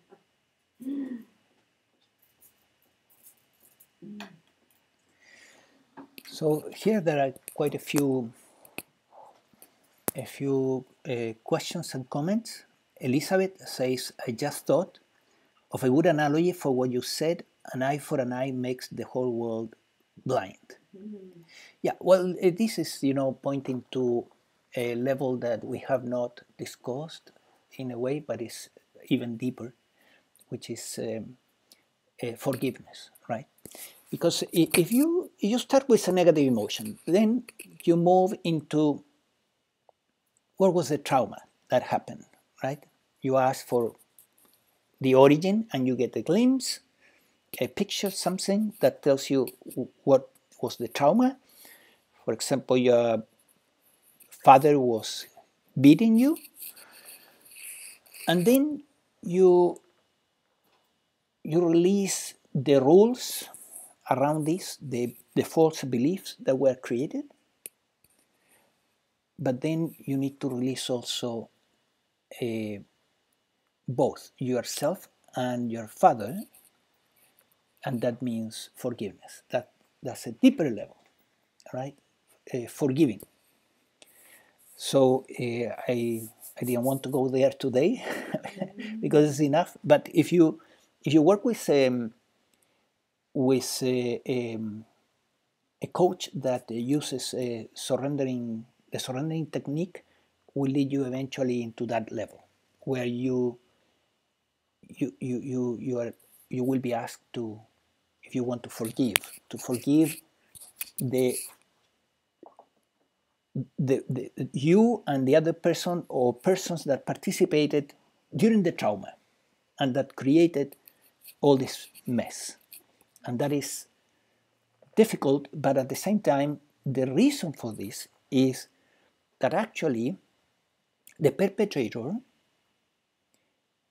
was also victim, right? Is always a victim, always has been victimized previous to being a perpetrator. So the reason we forgive is because at some point it dawns on us that it is impersonal. This whole thing is a generational transmission pattern that goes from generation to generation to generation. And our parents or whoever traumatized you did not have a choice. It was really the way it was going to be. Because those programs were in that mind-body organism as a result of the traumas that individual experienced when they were children. So that is the deepest level, which is eventually when you release all anger towards the perpetrator. Then Tony, he says, hello Gian, this is some very profound stuff that I have been studying for some time now and trying to figure out. Nice seeing you. Okay, thank you, Tony. Great, glad that you are there. And yes, this is really at the software level, is extremely important to work it out. There is another aspect of healing that is hardware, right? Hardware has to do with the molecular world, the neurotransmitters, the what we eat, and physical exercise, the concrete aspect, how our brain is wired. There's a hardware aspect and there's a software aspect. So what we are talking about today is software. However, trauma is known to configure your brain. Trauma is known to wire your brain when you were a child, right? So many times you intervene from a hardware perspective with nutrition or something to alleviate the symptoms and to give a break to the brain so that the brain can begin to heal and change the structures that were created during the traumatic experiences that we had. So this was discovered long ago already by psychiatrists as well as psychologists, and they are in agreement in regard to this, that there's a hardware part and there's a software part, and you need to work with both.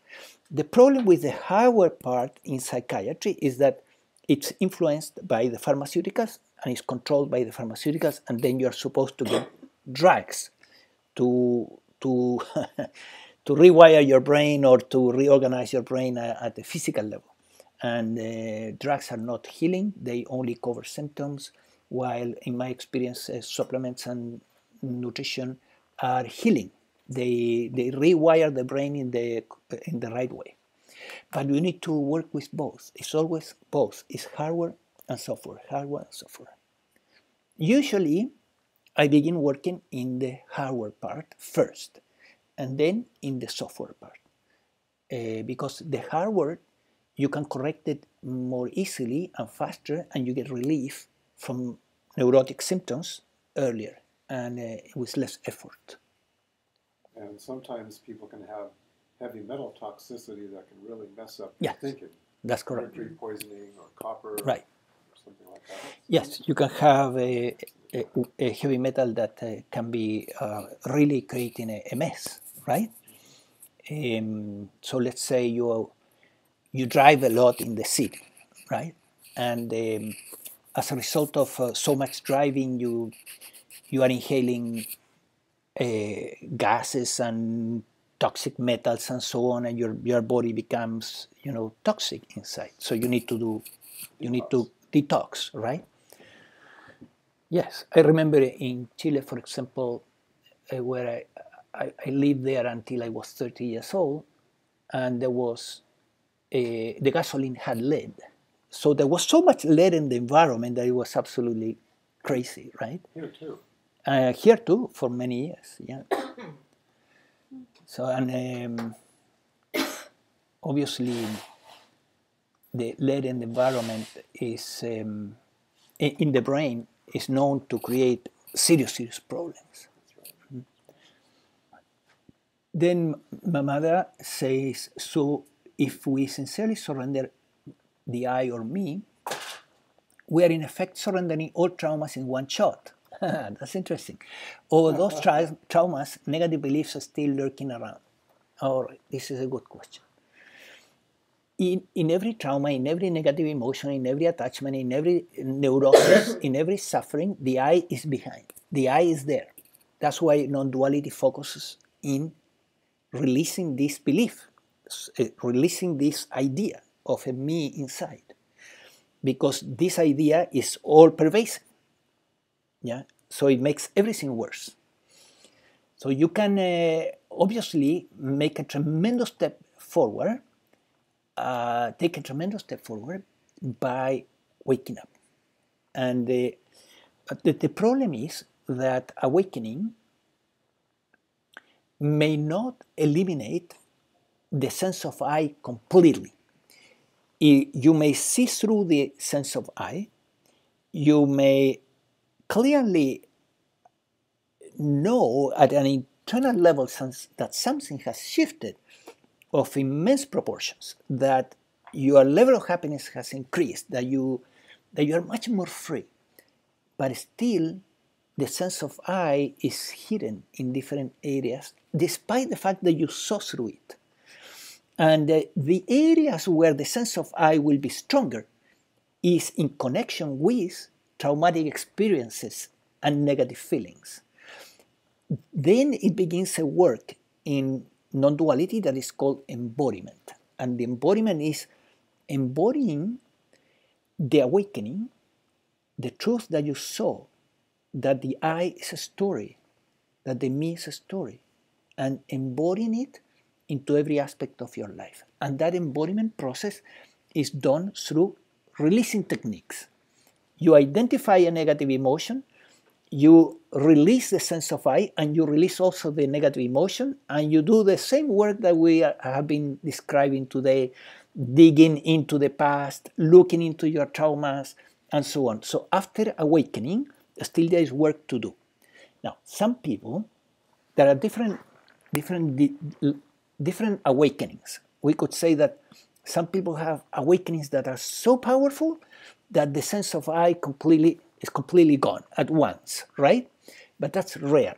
The majority of the individuals will have an awakening that, yes, they will see through the I, a lot of neurosis will collapse by itself, but still there will be pending things.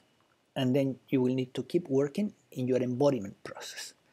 And this is confusing for a lot of individuals because they have an idea that, oh, I'm going to wake up and I'm going to never need any extra work because I'm complete. And it's not true.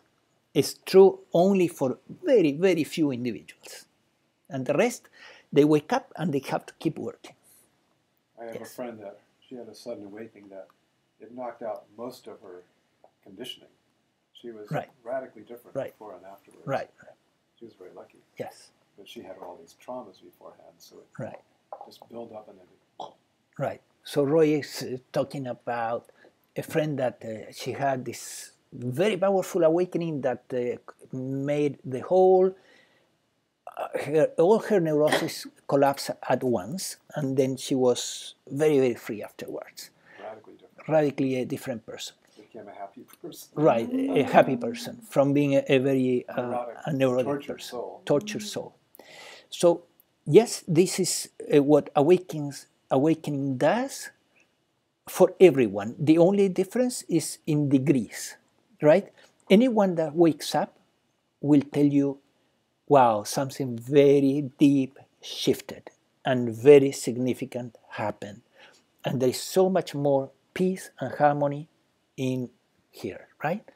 But in some people, this will be like an atomic bomb, and in some people will be less than that, right?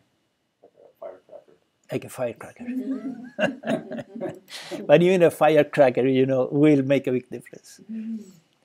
So the next one is surrender would be, this is Monica, surrender would be the most gentle, effective, and honest release of trauma as it is held in the body, not just the mind. Surrender would be the most gentle, effective, and honest release of trauma as it is held in the body, not just the mind. Yes, surrendering releases also the energies that are locked in the physical organism. So it's a gentle and effective approach. And what you notice when you do the work is that something that used to bother you suddenly is not there. It's not bothering you anymore. Yeah, you were very reactive. For example, when you were driving and somebody was doing something stupid in the road, and now it's gone. The reactivity is gone, and you get surprised that there's no reactivity, right? And it's a great relief, of course. Then Mamada says, so software healing and correction, won't it reflect back by rewiring the brain in a positive way? Maybe slower than hardware intervention? Yes. Working in the software rewires the brain. Working in the hardware also rewires the brain and also changes the software. So that's why the most effective work is done in both together, the hardware and the software. Yes. But the awakening won't necessarily get rid of the heavy metals that are in the Right. system. So Roy is saying that the awakening will not get rid of the heavy metals, for example, and that is true. So, however, the awakening may bring you more contentment and acceptance with the symptomatology that is happening as a result of the heavy metals, you see? So that there will be not the same level of suffering. Or so much reactivity. And so much reactivity and so much identification with what's going on with the body. So because the identification with that which is going on with the body and the brain, with the awakening, breaks to a great degree. So that's why the spiritual path actually should focus mostly on awakening until the awakening is hit. And then embodiment. Finish the job. Yeah, don't stay there. Just in awakening. Do the final. Go all the way to liberation. So the problem that I see with most spiritual paths today, except a few, except non-duality, is very focused on awakening. But the problem I see with most spiritual paths is that they emphasize other things that are not so important, and then they keep you 30 years, for example, trying to feel joy or bliss, right? And no, it's not about feeling joy or bliss. You need to wake up. Waking up is more important, because you wake up and then you are in the, after awakening, you are in the last step towards liberation. And bliss will not put you there. You will have a moment of bliss, then your neurosis will begin to kick in, the bliss is gone. So if you are constantly trying to get bliss out, it's like trying to, a bit similar to trying to get drunk with wine. It's just that you're trying to get drunk by going to a Bhakti yoga festival and singing, to feel bliss out. And it's a distraction, right? You need to wake up. That's different. That's effective. From the dream of the me, the dream of the I, we are all hypnotized by the me, the I, the idea that here in this mind-body organism there is a me, there is an I, there is a spiritual essence or something that is living life and is called me, I, and my story also. We are connected with our story, and it's not true. It's a story. So, and that needs to be realized. It's not enough that I tell you today, and then you say, okay, it may challenge a little bit your belief, but it's not enough. You need to see it. You need to see it in your own human experience. Not in a spiritual experience. You can get it through a spiritual experience. Yes. There are spiritual experiences that trigger awakening. However, just looking very carefully into your human experience will give you awakening without having a spiritual experience. And that is a very interesting approach, because then it does not depend on getting high or the next ayahuasca trip to Peru. Altering your state. Mind altering.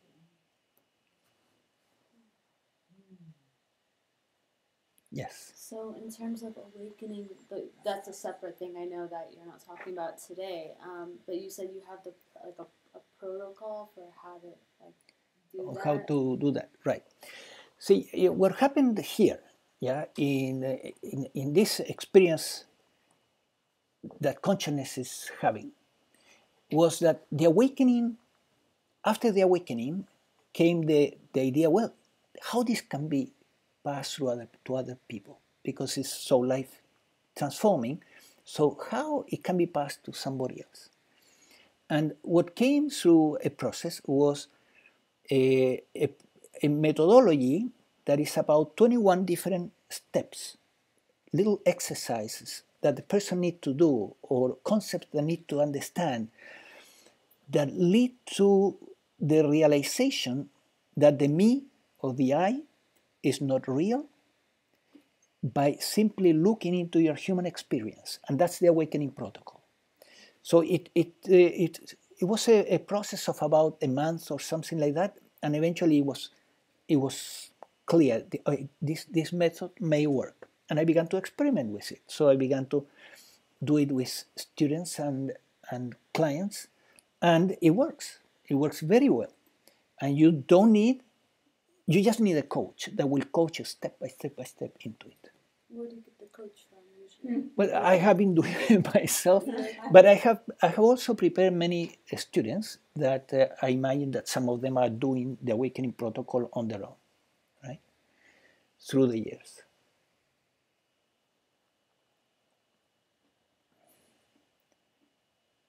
Yeah, for me it was kind of surprising that it was possible to wake up without having a spiritual experience. It was a surprise for me, right? Because I didn't wake up having a spiritual experience. The awakening happened by looking into the human experience here. So when that happened, I said, wow, this is very strange. This shift that is so significant has happened without any spiritual experience. That's interesting. So I began to put a methodology to trigger the awakening through some awareness exercises, and it's a very simple method, in fact, but it leads to awakening. Like question. Some specific questions, some exercises, and gradually it becomes evident. Oh, there is awareness here, but there's no one. There's no separate essence. There's just awareness. Yes. My friend who had that powerful transformative awakening, she didn't know what happened. She didn't know. She just said, I feel very strange, Roy. And she went home down to San Diego. And then I called her up the next day and see how she's doing. She said, I don't know. And I started asking her all these questions. Then we realized she has awakened. She didn't even know what it meant exactly. Right. She didn't have that much background in spirituality. So she didn't realize that her sense of self was gone. Just something was different. Something was very different, right? Yeah.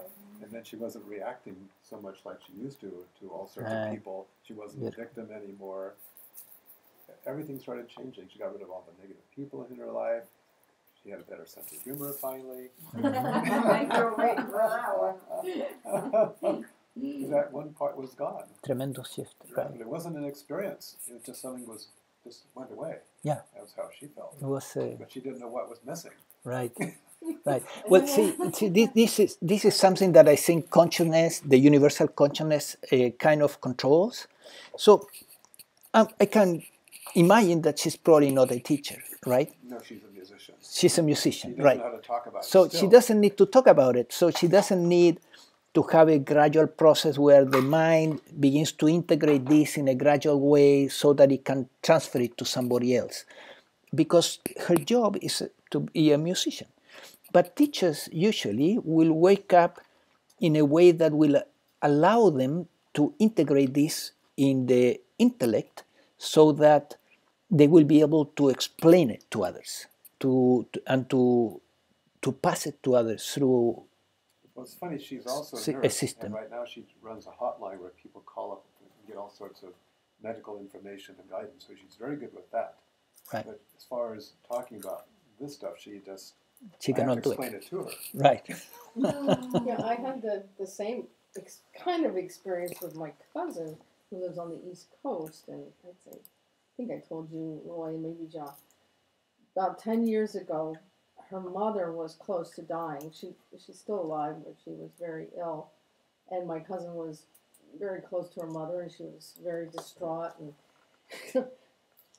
amusingly enough, she was sitting on the toilet at the time, and she was just like, I don't know what to do. I can't do anything. And at that moment, she surrendered, and everything changed. And she was like, suddenly, she lost the eye, she was kind of in bliss for like 3 weeks. And again, she didn't know what happened. What had happened? She just kind of was like, oh, well, this is better than what I was before. So she accepted it. And then like a few, I don't know, it might have been a few years, or maybe it wasn't that long, I talked to her, and then I could explain to her, oh, well, this was like a samadhi experience, an awakening, blah, blah, blah. Kind of like, but it's like backtracking. Mhm. Kind of funny.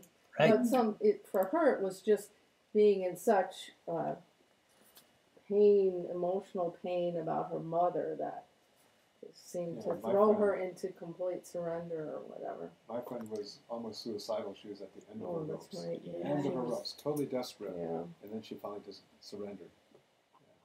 That's right. But she didn't know what she surrendered. She just surrendered something very deep. Yeah.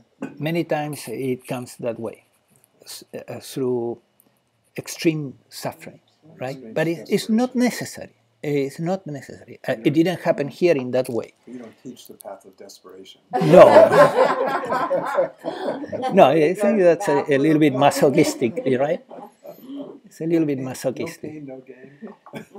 But at that time, yes, a lot of very powerful experiences were happening, but there was not intense emotional pain in my case.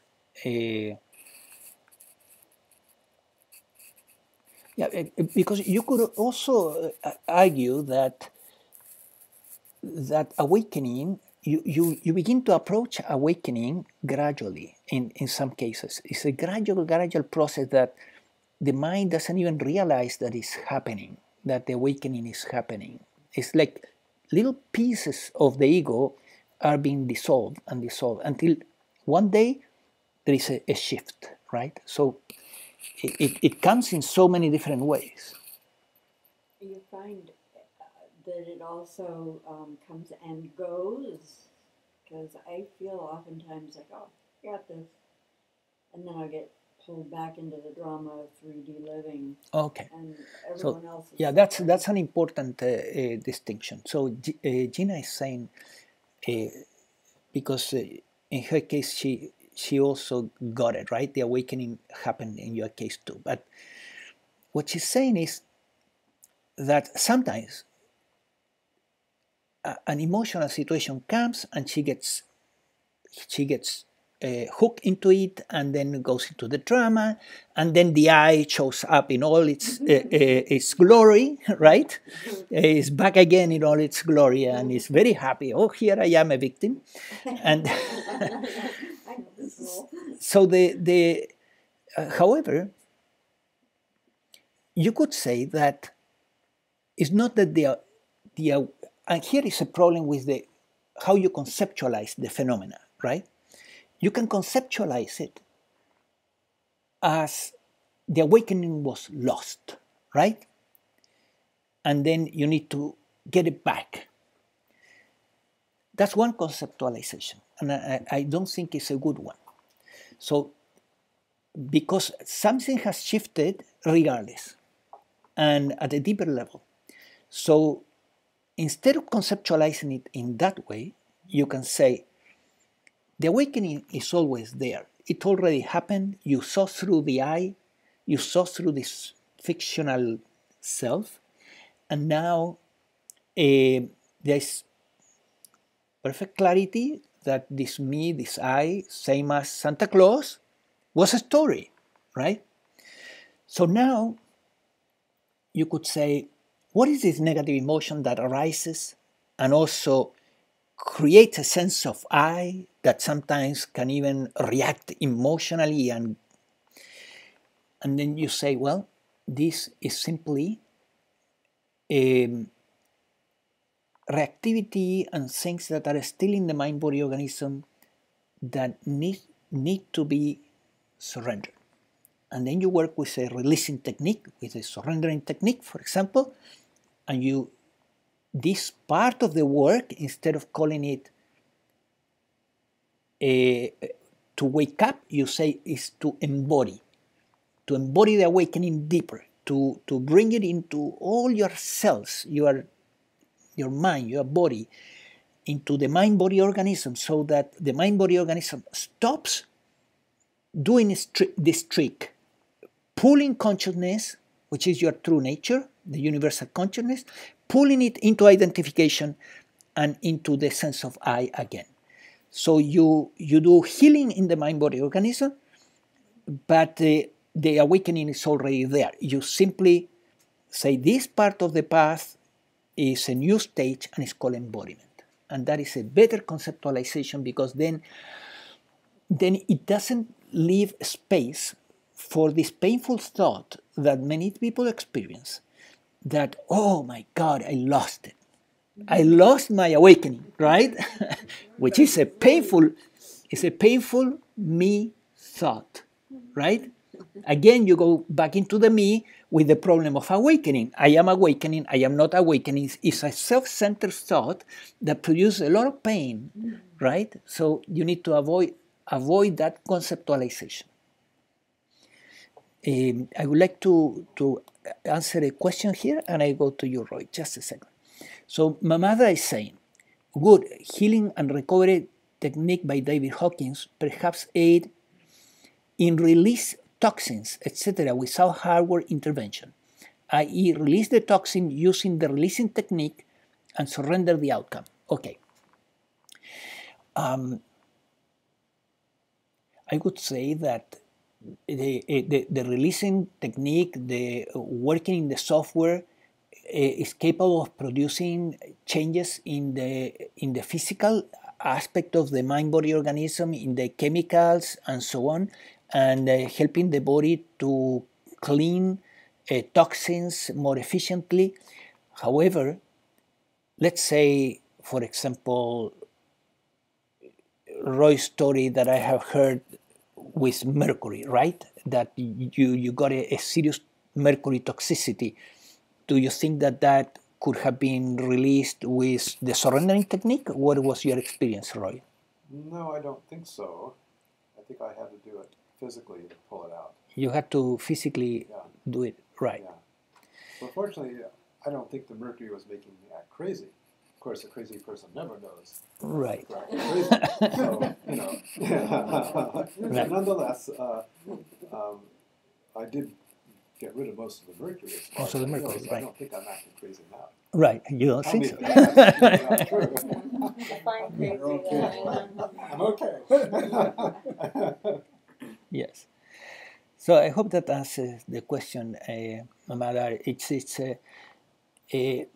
It's a judgment call every time to intervene at the physical level, or at the emotional, or the mental, or consciousness level. Healing happens through each one of these four levels, right? We can work at each one of them. But obviously some things need to be addressed at a physical level, and some things from the other levels.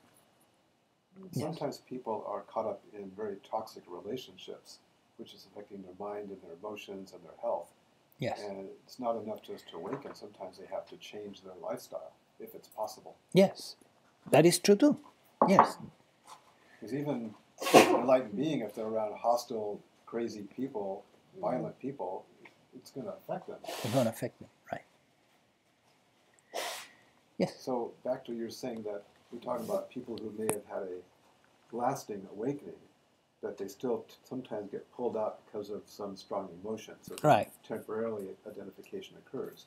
But what about many people who have had a temporary awakening that lasted for a couple hours or a couple days or a couple of weeks, and then it goes away, not to come back? Mm-hmm. And the people I know that that's happened to, it didn't seem to change them at all. Right. Okay. So I would say that I guess everybody was able to hear the question, because Roy is very close to me, so probably the microphone got enough of the information. So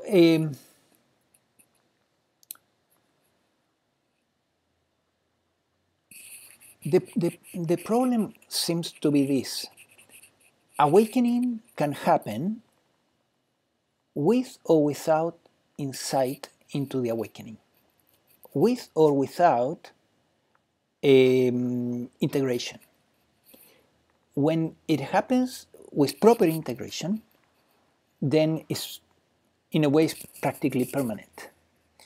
When the integration is poor, let's say your friend that had a very powerful awakening, but there was no integration, the mind didn't understand at all what happened. It was just that bang, her self was gone. But if herself had not been gone completely, but just partly, right? And there was also no integration, she could have gone suddenly, bounced back into the ego, and having no way to return to the state of awakening, because there was no integration of the experience. So you can have an awakening with LSD or with mushrooms or ecstasies or whatever, and it can be really an authentic awakening. But it's very difficult with these substances to attain solid integration, or impossible. I remember having a mushroom experience where there was this clear sense of oneness, but at the end of the experience, it was impossible to integrate the experience. So there was an awakening without integration, and that doesn't work. I remember a student that he was in South Africa, and he had been living in Jamaica, I think. So he had there about 100 experiences with mushrooms, magic mushrooms, and every time he was going into this oneness, and every time he was going back, and there was no awakening. He got the awakening doing the awakening protocol, because the awakening protocol demands integration in order to produce the awakening, because you're not working from a spiritual experience, you're working from the human experience. So you need insight. You need insight, yes. What do you mean by integration? I know what it means, yes. but what do you mean? That the mind understands very clearly what's going on. It's not only that everything shifted in how you feel, that your thoughts are different, but also there is a clear understanding of what happened in every little step that led to that experience. Make sense? Mm-hmm. So back to, for the people in which the awakening doesn't last, oftentimes we say that they lost their awakening, but you say that's not correct. So would they say that they regain the ego? I mean, how would you verbalize? If the integration, if the integration is correct, if the integration was correctly done, and the awakening was deep enough, and the integration is profound, they will know how to get out of the I thought. They will know exactly what to do to get out of the I thought. So it may take them a little while, they may struggle, but they will be able to get out. And even if they come back, they will get out again. You misunderstood my question. I mean, for people who had a 2-hour or 2-day awakening, then it goes Yes. away and nothing seems to change and they want to regain it. So it's gone. Okay, and how would you verbalize that? Would they say, I lost my awakening? Or would they say, I regained my ego? How would you... Yeah, well, if they are not capable of going back to the awakened state whatsoever, then it means that they never had a true awakening. They had only a spiritual experience, where momentarily the sense of self dissolved, but it was brought back, but there was no integration. There was no real awakening. It's the same as having a drug. You get a drug, the sense of self is gone for a couple of days. You're in la la land, but there is no integration. There is no awakening. So you only know afterwards. If it didn't last, then it wasn't real. If it does last, then it's real. Yes, if it lasts, and or if you are able to move into the ego and get out every time, and you can always regain it, then you know that it has permanently shifted there's a permanent shift that you're never again caught permanently into the I thought. You can get out of it anymore. Talk to some of these people while they're in that, I would call it temporary awakening. It sure sounds like they're awakened. They don't have a sense of self. They feel they're not getting reactive. I have a friend that she used to work here in the office. Yes. And she was kind of a negative person and kind of defeated in life. She just was very caught up in her own issues. Yes. And she was at the reception table, and sometimes people would come in, and she just wouldn't say much to them. And then she had this awakening. I lent her this book, and she had this awakening. And she showed up one day with dark sunglasses on and says, "What's going on?" And she was embarrassed because she thought everybody could tell that she was different. But finally so part of her was awake, part of her was kind of embarrassed. Yeah, So still we was had, there was had a self-conscious. conversation for a while, and during that conversation, a man walked in, and we had a display case there. He's looking at this, and what is this over here? What is this over there? Normally, she would just say, "Oh, that's just blah blah blah," that's all. She didn't want to be bothered. But she came out into the lobby and started, "Well, here's this, and here's this, and this is for this," and she was so friendly and engaging, completely unlike her. She was different while this was going on. Right. But eventually, when talking to her, she got, I can't talk about this anymore. This is getting too much to me, or I need a little break. So I left her alone. Yeah. And the next day, she said it was too much for her, and she deliberately shut it down. Right. She couldn't handle it. Yeah, so there was not a real awakening, Roy. I would say what happened was a spiritual experience. It's a spiritual experience that momentarily gave her a sense of no self and the happiness of being free of the little self. And is there any value to that? Of course, because it has immense value. Because if we are able to see how free and remember how free we felt, how happy we felt, right? It will inspire us to keep looking for a more solid awakening. It will inspire us. So many of these, she wasn't neurotic. She was just available and present. Right. With a little part of her being embarrassed. Many of these spiritual experiences are of great value because of this, because they inspire us to go for the real thing, the stable thing, right? Yeah, that's what essentially happened to Diane, our friend Diane, when she was 16, she had the cosmic consciousness. I mean, that after she came down from it, because she was in such bliss, she was suicidal. But after that, it catapulted her into finding her whole life, finding how to get back into that experience. Right. See, and you're pointing there to another strange aspect of the spiritual experiences, is that once you lose the experience and you go back to the little self, it can be so extremely painful that many individuals will tell you, "I wanted to kill myself," right? So they become suicidal for some time. I don't know of anyone that eventually took their life in that situation, but I have heard many times people saying, "I wanted to die when I lost that oneness or that sense of nobody here." It's so delightful and freeing that no one here, when it's deep, right? What those people do, call it suicide hotline, and suicidal, the me came back. Well, the psychiatry today has recognized the presence of what they call spiritual emergency, and it's a diagnosis that allows them to even charge to the insurance company under that particular code. So if you have a spiritual situation like that and you go to a psychiatrist, the psychiatrist may diagnose you with a spiritual emergency and your insurance company will pay. And right? give you a drug. And they will give you a drug, yes, so that you become grounded, right? You struggle to get rid of your ego. Good luck. Sorry? Anti-ego drug. Yes.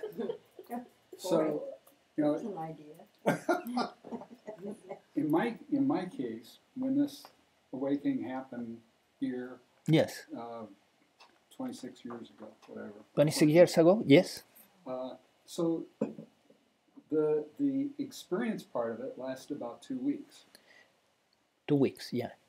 And it did change something because energetically, there's energetic awareness and also energetic phenomena that Okay. still occur, Mhm. and in some cases even affect other people around me.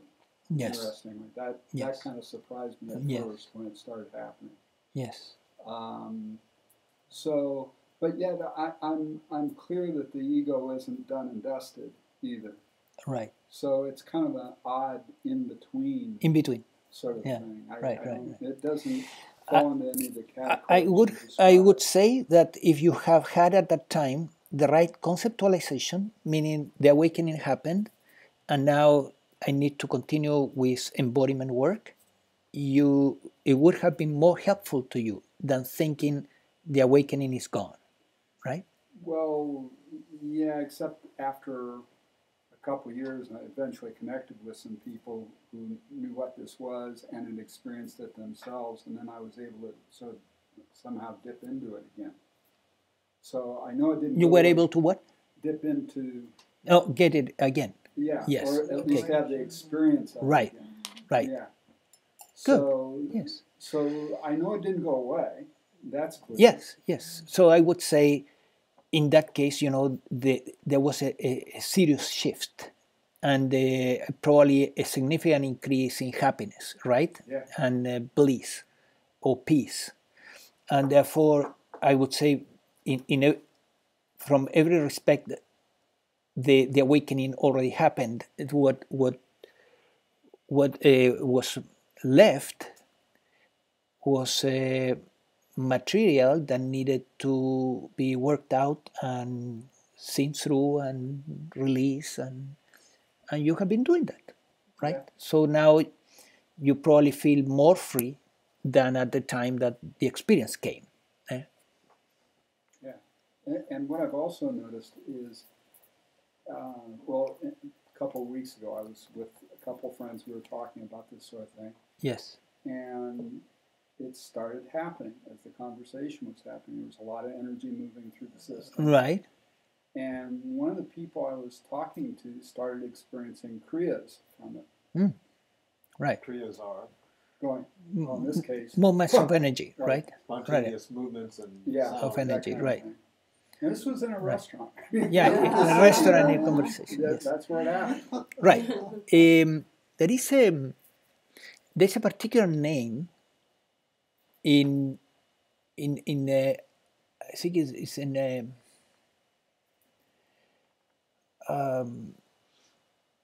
one of these spiritual paths. What's the esoteric side of the Muslim path? Sufis. The Sufi, in Sufism, there's a particular word that I don't remember exactly, but a particular word for this type of conversations that you are talking about, where two individuals or three begin to talk about awakening and spiritual matters, and then this creates so much energy and such powerful, it can create such powerful changes as your friend began to experience, that in Sufism they say that 1,000 hours of 1 hour of meditation is equivalent to 1,000 hours of prayer, and 1,000 hours, 1 hour of this type of conversation that you are talking about is equivalent to 1,000 hours of meditation, right? So the math may or may not be perfect at all. Depends on It points to something. but it's the story is pointing to the value of this type of conversations, right? So it's very valuable to talk about these things with friends, and because those conversations put you there in the absence of the me. Yeah, that's what, in the emptiness. I mean, it's funny. It's almost like thoughts don't want to show up. What, sorry? Thoughts do not want to show Yeah, up. those thoughts yes. It's not meditation. Right.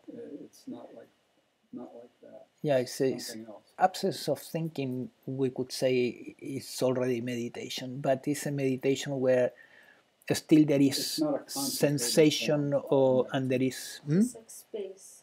Yeah. space. Yes, there is a spaciousness, I think that and that spaciousness is the eyeless state. See, when you experience that spacious feeling, that is the eyeless state. So when you begin to hit into that spaciousness, and if you recognize it as the egoless state, then you begin to see the importance of keep hitting into it, right? So that's why I recommend, and the pointer or mantra, there is no one here and never was, because it makes you spacious, right? It opens the awareness, and then you feel this spaciousness. And the more you hit into this spaciousness, and the more you live in it, the more free you become. The freer you are. The I, the me, is the opposite. Is the contraction around a bunch of thoughts and ideas and feelings about a me that doesn't exist. And you feel that in your body. Yes. Like when you're, generally I feel like my heart and certain parts of it is constricted. Constrict. And then sometimes when I feel that spaciousness, it feels like there's like cool air or something around my heart.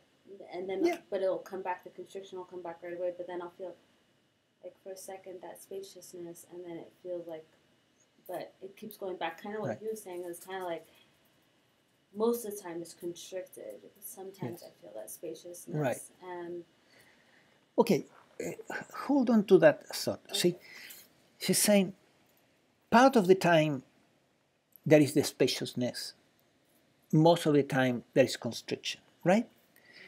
But it doesn't really matter. Let's say you're experiencing 5% of the day spaciousness and 95% of the day contraction.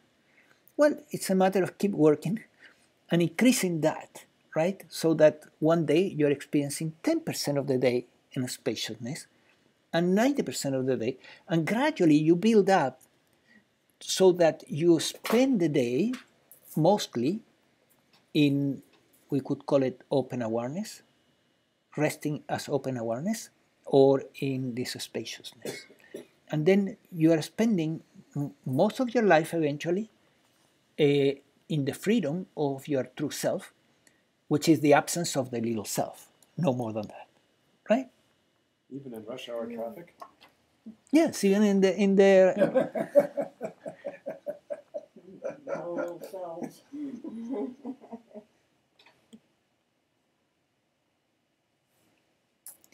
So Salim is saying that the word is Janun. Janun would be the word for this type of conversations, How do you right? spell it? Conversations, Janoon. So you can research it online, and it would be this type of conversations about the divine that inspire you and put you into the selfless or the egoless state.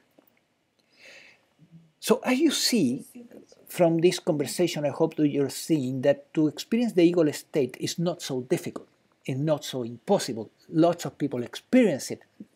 Everybody experiences it to some degree, but there's no recognition that it's there. Yeah. So a typical situation is, for example, you have a nice meal, you relax back, you go into kind of a no mind for a moment, and there you are. Yeah, there's no mind, there is no I, there is no self. You're happy, right? That was at the end of a nice meal. Because you took the time to relax. Today we don't take the time to relax, right? We finish lunch and there we go into the next activity. But everybody experiences the awakened state. But few recognize it.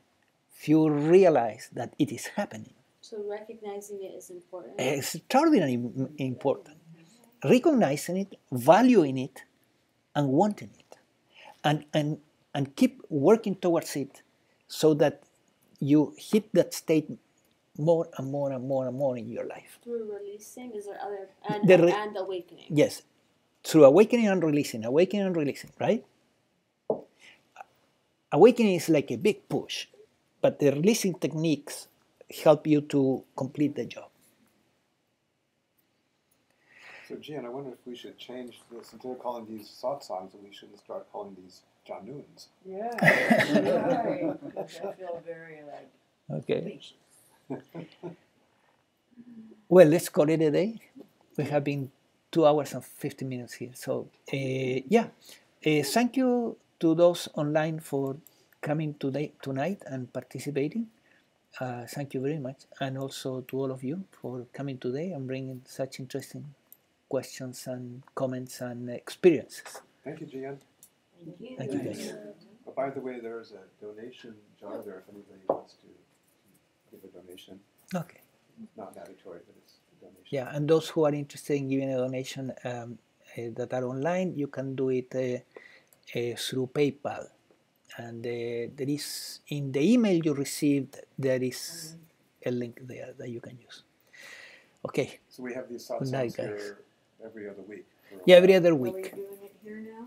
Well, For some time. Until Diane. We will do them here for some time. Yeah, probably till close to the end of August. Probably, till September. yeah, probably Right. till September because of, yeah. And then they're at her house, which is Yeah. in Mount Washington area. How did you folks find out about this one? My cousin who lives in Dallas sent me an email about it. Bye, Well, guys. that's kind of a roundabout way. Yeah.